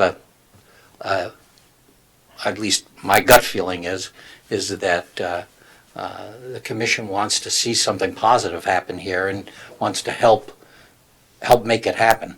And so I'm interested in why you would want that determination. What does that offer you? Understood. It's probably surprising when you hear an applicant say, just deny my request. So Chair Barnett, the reason that I think, we're not here to kind of spin our wheels, and unfortunately the trust has been having to spin its wheels for several years now, trying to address concerns about various options and trying to make this a profitable and successful business, and it's been struggling to do that. This was a way of trying to realize Mr. Viviani's vision based on a decision the Planning Commission had already made, and I appreciate the fact that you feel today you don't have as much information perhaps as you would ordinarily see with a use permit. But in 2004, the Planning Commission made a decision because they felt they had the information they needed to comply with the municipal code. So to ask the Maria and Nita to come back with a whole new set of plans and go through this again, they've run out of time to just continue to keep, trying again at something when this was really the vision that their father had for the space. And so the question before you is, as the city attorney indicated, is did they do substantial work in reliance on the permit that was previously issued? Coming back with another plan is not going to answer that question. The question before you is just, is that permit perfected? We believe that permit is perfected. The work was done. There were uses on that property that were grandfathered prior to that, and then the work that was done pursuant to the 2006 permit. It was electrical. There were building improvements. There were things done to set up that space for multi-use, multi-tenant space. In the meantime, they've been trying to make that space work because the use permit contemplated up to one tenant in that space, and they have used it in the same use that was allowed under that use permit. And if today the commission feels that it doesn't have enough information after 15 years of using the space based on the use permit to make a determination that staff's review of the record is consistent with the code, then we need to go to the council then to ask the question, because we don't have more time to keep asking this question, come back with more plans, and continue to do more work and try again. So I apologize for that. I am not trying to be flippant about this. I mean, I take this very seriously, but this is it. So with all due respect, I think we just need to take a denial. Okay, so if I understand you correctly, sorry, you're saying that you would prefer us to just outright deny the approval of the previous 2004 entitlements, and then it's your intention to file an appeal with the city council? Let me clarify, because the approval was already granted and it's been in effect for Right. 15 years. So what I'm saying is, if at this point you're unable to make a decision, I mean, obviously I would prefer an approval. So I'm not saying just go ahead and deny this permit, or deny this determination. But what I'm saying is we need a decision today. If it's to confirm staff's determination that that use permit has not expired and has been in effect, obviously that would be the best outcome. If you can't get to that point, what I'm saying is we would prefer that you say we can't get to that point, we'll deny this request, and then we'll go and take that request to the council. We have a request, or we have a determination from staff based on the administrative record confirming our understanding that substantial work had been performed and vested that use permit.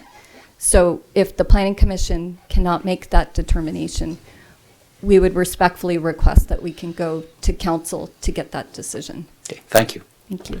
Mr. Chair, if I can just add, I think what we've heard is that there would be a request to not approve that resolution, 03-219, or a motion to deny the resolution. I'd defer to council if that's the correct action, if that's the wish of the commission.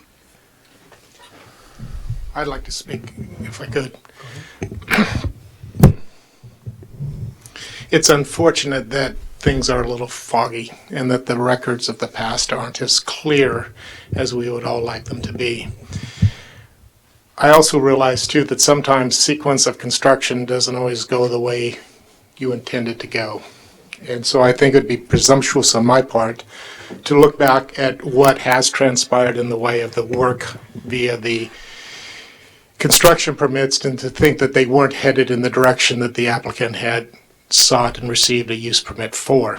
So from my perspective, based upon the testimony this evening and from the comments that I've heard, I would support the idea that there has been enough work historically to suggest that the use permit is still alive.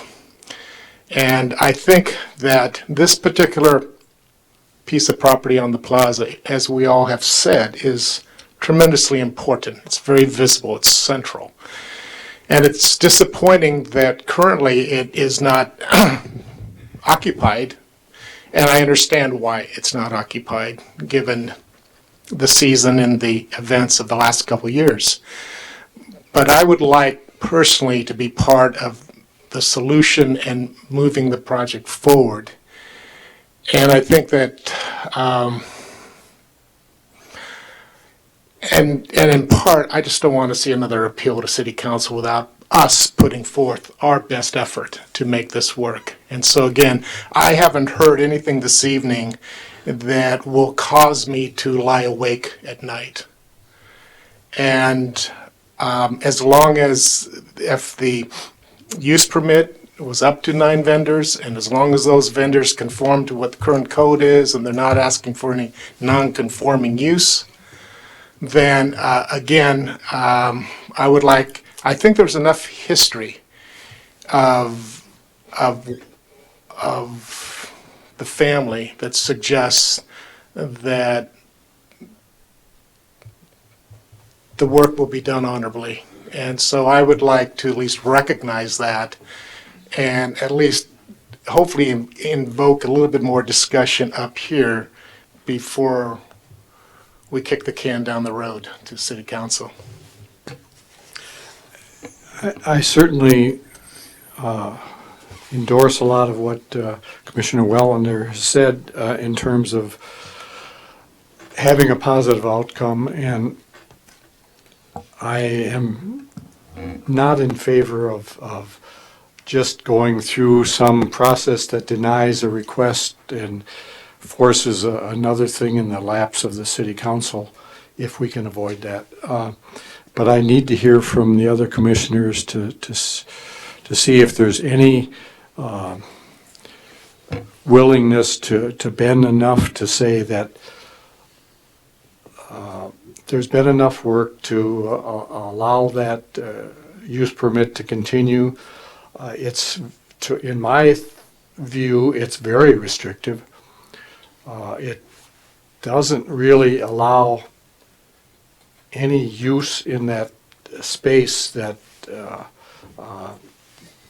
is going to trigger a problem unless they want to deviate from the retail use that's been approved. So I am kind of in the middle here where I think that, yes, in a perfect world, we wish we had everything in front of us, but would this commission be willing to say we would agree that this use permit is still, it's been perfected to the point that it is still valid? If the applicant wants to work within those boundaries to come up with a plan to keep the cheese factory alive. I open it up for the rest of the commission. Well, I'll start by saying if there was an application that was coming before us for a new use permit that was set up creating multiple retail spaces with elevations and plans that were originally like submitted in 2004, and the property owner was asking me at this point whether or not I would be supportive of that, maybe even being a little more refined in terms of like what specific uses might be envisioned, but at a minimum retail, I would be completely 110% supportive of it. I'm supportive of reusing that space. I'm supportive of the family and the trust wanting to fulfill the vision and bring the highest and best use to the land. I think every single person sitting up here has that vision, and everybody watching on TV also. But the question that's being asked specifically for the commission is whether or not that use permit has been perfected, and whether or not what our opinion is.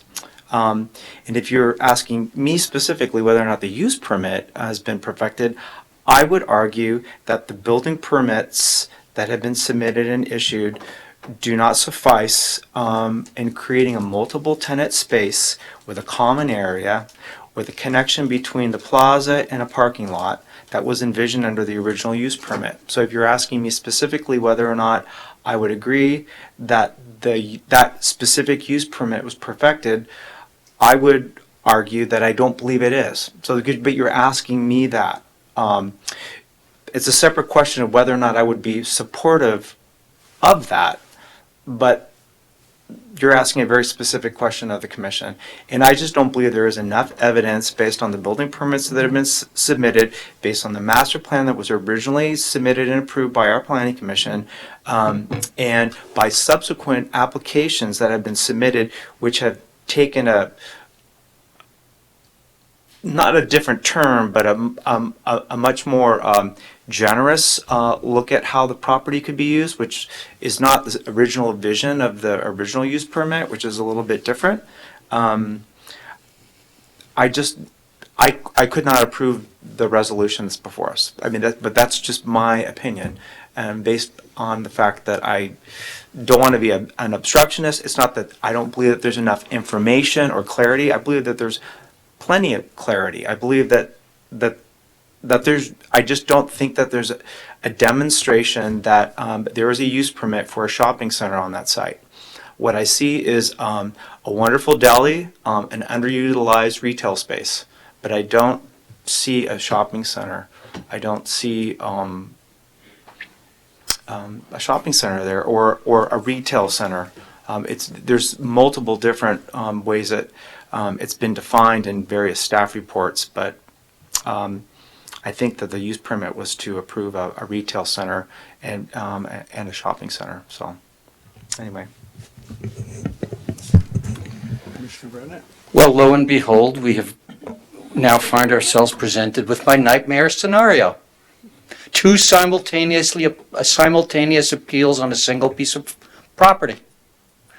And I must express both frustration and dismay that things have come to this point. I don't understand why an appeal which was filed in July of last year has been allowed to languish till February of the following year. As I understand it, appeal hearings should be heard in a timely manner, scheduled on an agenda, certainly within a month, 2 at the outside. But for that to go on for 7 or 8 months, there's something crazy about that. And the craziness is now we're essentially making a decision on an additional separate matter pertaining to exactly the same property, and putting the city council in the position of deciding on 2 appeals and not knowing which one is subordinate.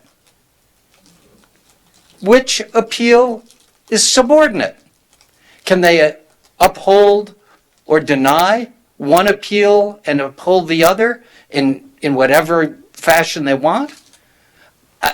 I think this is really a dismaying situation, and I hope we never find ourselves in this situation again.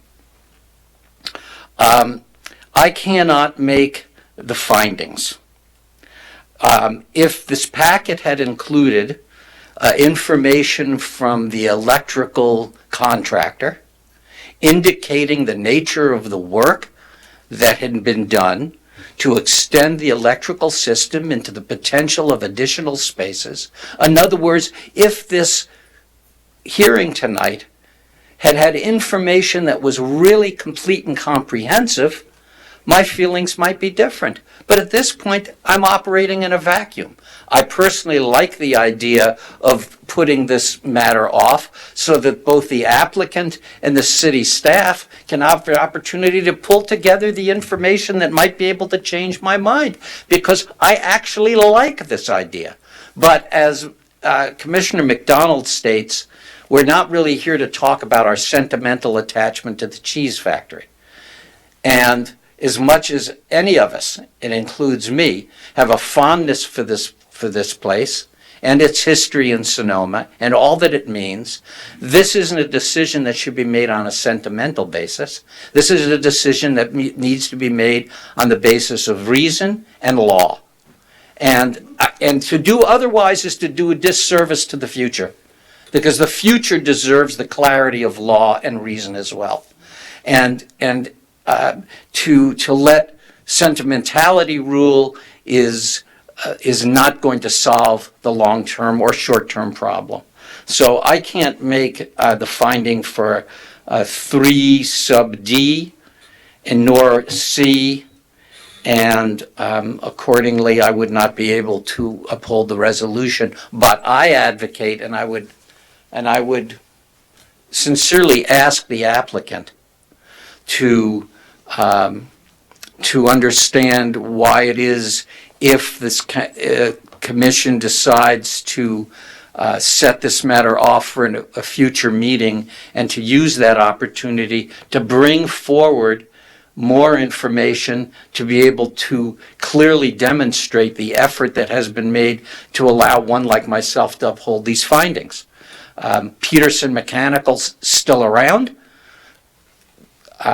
It's easy enough to find out the nature of the work they did and what it was for, and whoever the electrical contractor was who did the work, I hope is still around and could possibly bring forward actually a set of the plans, because all that had to be inspected by the building department. We should be able to go to our own planning department and see exactly what the scope and nature of that work was, and all of that could be part of the next packet for a subsequent meeting on this matter.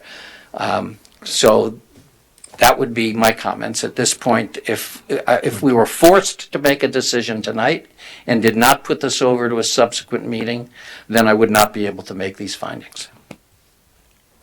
Commissioner O'Neill. I would like to see it continued so we could give everybody a chance to gather any other information that might be out there. If it exists, I would love to review it.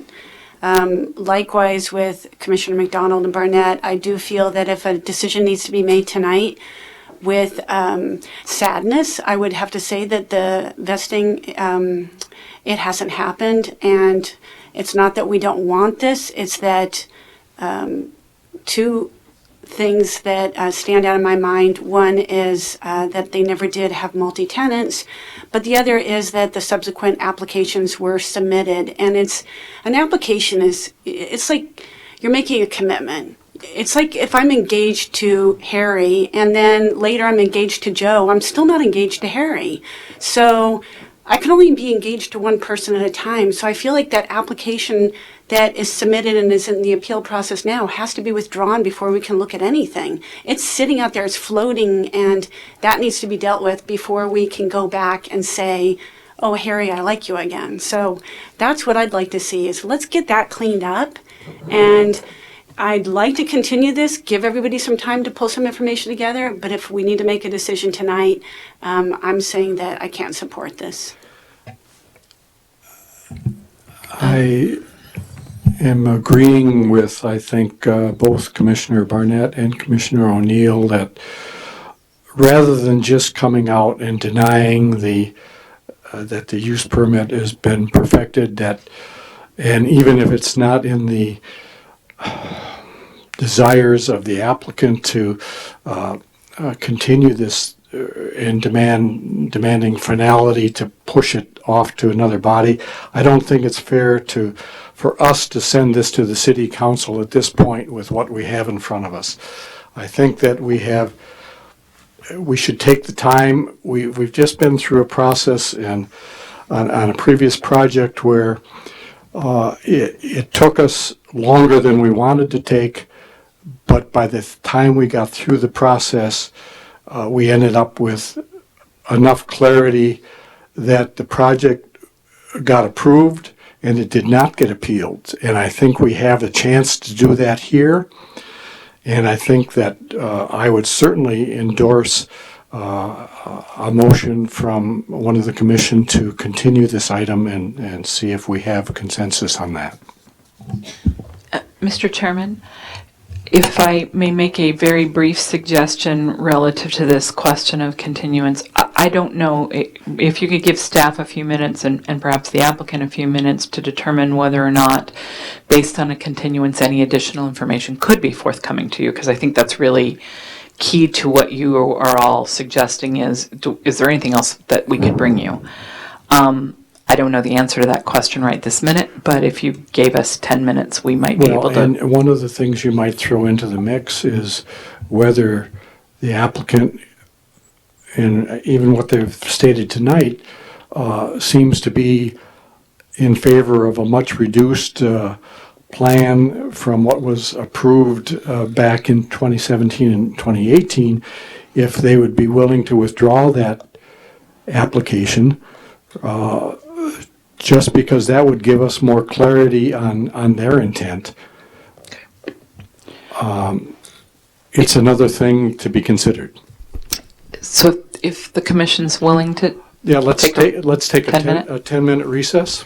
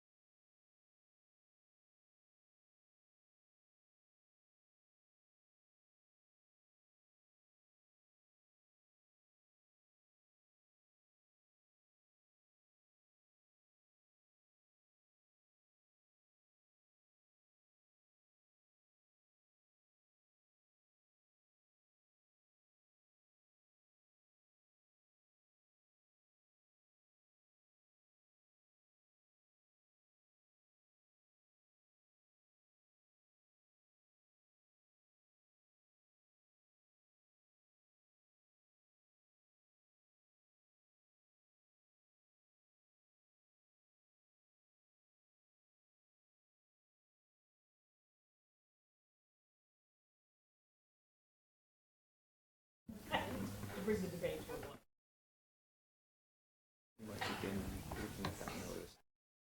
close. I'd like to call the meeting back to order, please.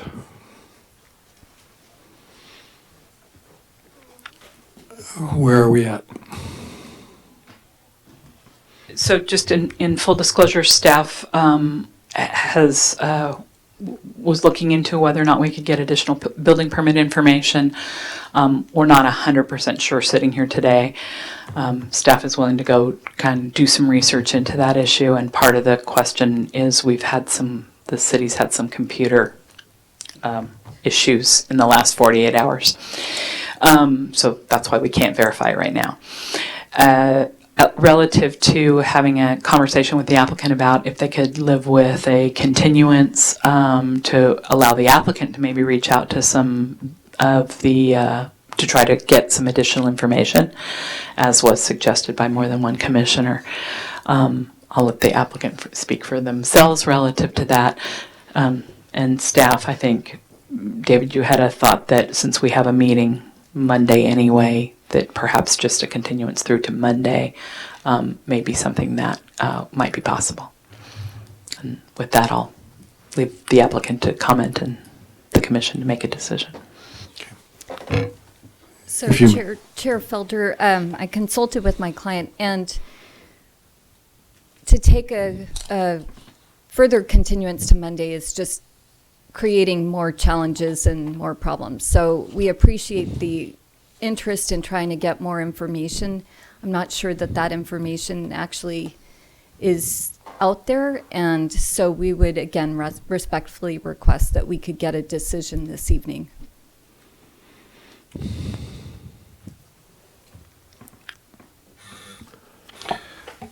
I think, Mr. Chair, you would give us direction. I think if that is the consensus of the commission, we could prepare a resolution for to deny to make the negative findings, if you will, or the negative resolution to what we've provided, and we could provide that to you for Monday. So we would still need to continue till Monday, and we'll come back with that resolution. Well, I make a motion to continue this matter to our next calendared meeting on Monday. Is there a second? I will second that motion. Can I, through the chair? Do you need anything more specific than that? We would like direction on what you want to continue and have us Okay. bring back to you. Yeah, I would like to just clarify that motion that we would continue it to February the 25th with a resolution to deny the request to validate the existing use permit. Do you accept that amendment? Well, actually, what I would prefer at this point is to simply continue it, and if the staff wishes to prepare a resolution reflecting a decision to deny the validity of the existing permit, that's fine. And if the staff would simultaneously like to develop a resolution affirming the continuance of it, that's okay too. To me, the intent of the continuance, whether or not the applicant chooses to take advantage of this opportunity or is capable of choosing the opportunity, is to find out if there is more information that can be brought to the table by city staff and our planning department, independent of the applicant, that may aid their case or may not. But I was making a motion just for a simple continuance, and the preparation of resolutions pro and con, to me, is okay. Well, I think that's the We direction. can certainly do that. We could take the time to investigate if we can find permits that confirm or deny the progression of the activity into Area B, perhaps. I think that was the question, because we're thinking right now that all of the building permit activity was in Area A, and was there an intent, or did those building permits kind of prepare the way for venturing into Area B and C, perhaps? We can look to see what record we have. If there is nothing, then we can certainly provide that information to commission, and then also have a resolution in the negative. Okay. Okay, and so your second still holds on that original motion? Yes. Any further discussion? Roll call, please. Commissioner O'Neill, Yes. Commissioner Willander, No. Commissioner McDonald, Yes. Commissioner Larry Barnett, Aye. Chair Felder. Aye. So the motion passes 4-1. It will be continued to Monday. Thank you. We're not done.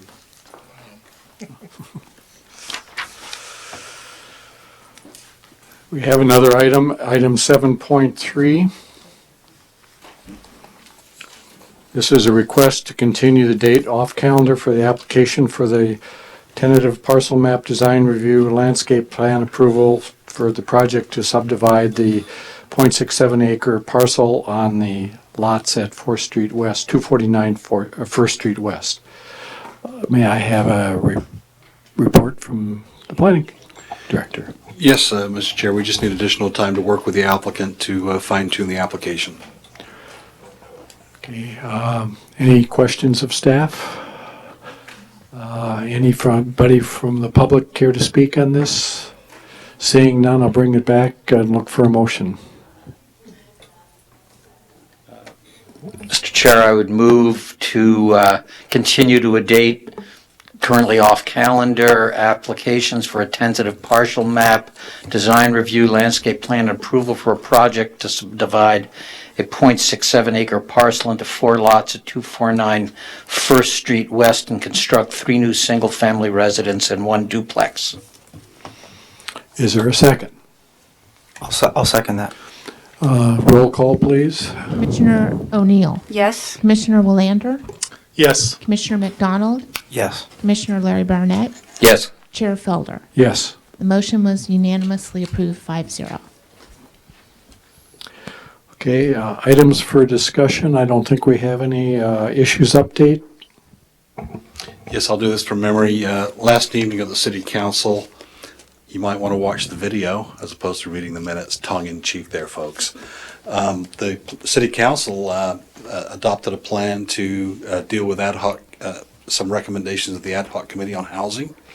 And there's now a plan to go out and do some community outreach from a company by the name of Urban Green, who did a similar project in Hellsburg, where they elicited a lot of public forum kind of stuff, planning for housing income and all that kind of good stuff as far as policy. And so I think that's going to be something that's kind of cool in the short term. We have scheduled, I believe, 3 public workshops, if you will, and I can provide more information on that at your next Planning Commission meeting on Monday. But you can certainly kind of watch the video over the weekend if you have nothing else to do. Second thing is we have an American Planning Conference in San Francisco in April. I don't know, Mr. Chair, if you're going to bring that up in your comments. Well, I'd let you take care of it. Oh, okay. And we do have a budget for commissioners to attend that conference. It's in San Francisco. I'm going to get the dates wrong, but I'm going to guess it's April the 13th through the 16th. That's correct. And we have the ability to send 3 commissioners where the city would be paying for your registration. If you're interested in becoming members of APA, the American Planning Association, we can get a half rate on that for new members, so that's not going to be a problem. But we do have budget for 3, and Chair Felder has indicated a willingness, and we're going to get signed up to do that. So amongst the commissioners, those that are here and those that are not here, we might want to have that discussion about who would like to be able to attend that. You said it's a 3-day? It's a Saturday through Tuesday and a half, I think. Yeah. 4 or 5 star that will be staying. Well, we've come to find out that the main hotel is taken, so we have to go to alternative 2 or 3. Is that what we're at right now? But it's at it's at Moscone, and there are three site hotels right within easy walk of Moscone. Right. So I'm not quite sure how you as a commission go about picking. First of all, it'd be a matter of looking at your calendars to figure it out, and then having an arm wrestle with Sheila, I think. There's one other thing, and I'm not finding my notes right now, but I'll mention it in a minute. I Okay. can find it. We'll take comments from the commission if anyone has them. I want to do one. I failed at the beginning of the meeting to welcome our new commissioners. I'm very happy to see you both here, and may we have many exciting meetings like tonight. I'm going to sound like a broken record, but I'm going to repeat myself again. I know it may not be legal, but I find late mail stinks. And I wish there was a way that you could publicly notice the community that says, be advised, if your late mail comes late, there's a good chance that the commissioners will not be reading it. Because I find it, you come here to prepare, you come prepared, and you're focused, and all of a sudden you're greeted with 2 or 3 late mails. And then, do you then put aside the thoughts that you came prepared, you're emotionally kind of preparing for, and read it? I know legally we're supposed to allow it, but I'm just going on record, it stinks. Yep. Thank you. Does that have to be in the action minutes? He didn't say on the record. Veronica, I think you gave me this. It was my copy, yeah. So I will leave this here for you. Did you think of your other thing? Yeah, just to remind you to come here Monday night. You'll be getting a packet hopefully later tomorrow night, in the evening. One. Well, now we have 2. We should expect a packet tomorrow? Yes, we're still working on some fine tuning. This would be regarding the wine tasting ordinance that was directed by the city council for you to consider. Were your computer problems delayed? Luckily, I actually recorded everything on this as opposed to, I haven't quite learned how to use the G drive. I will mention that we were hacked. And so we do have Remember to use the redundancy. mic. You're still alive. So I have a favor, because tomorrow morning I'm leaving to go out of town to go skiing, but I'll be back Sunday night, so I'm assuming that I can access this from my laptop, but will it be on the website? Yes. Because I can always go to the website, Yeah. but as it's been demonstrated, I just got 25 emails. I need to figure out, I need some IT person to explain to me why my laptop or this iPad did that, but it'll be on the website Friday night. Okay. Yes. If that's the end of the comments, I will look for a motion to adjourn. I make a motion that we adjourn. Is there a second? I second that. All in favor? Aye. All right. Unanimous.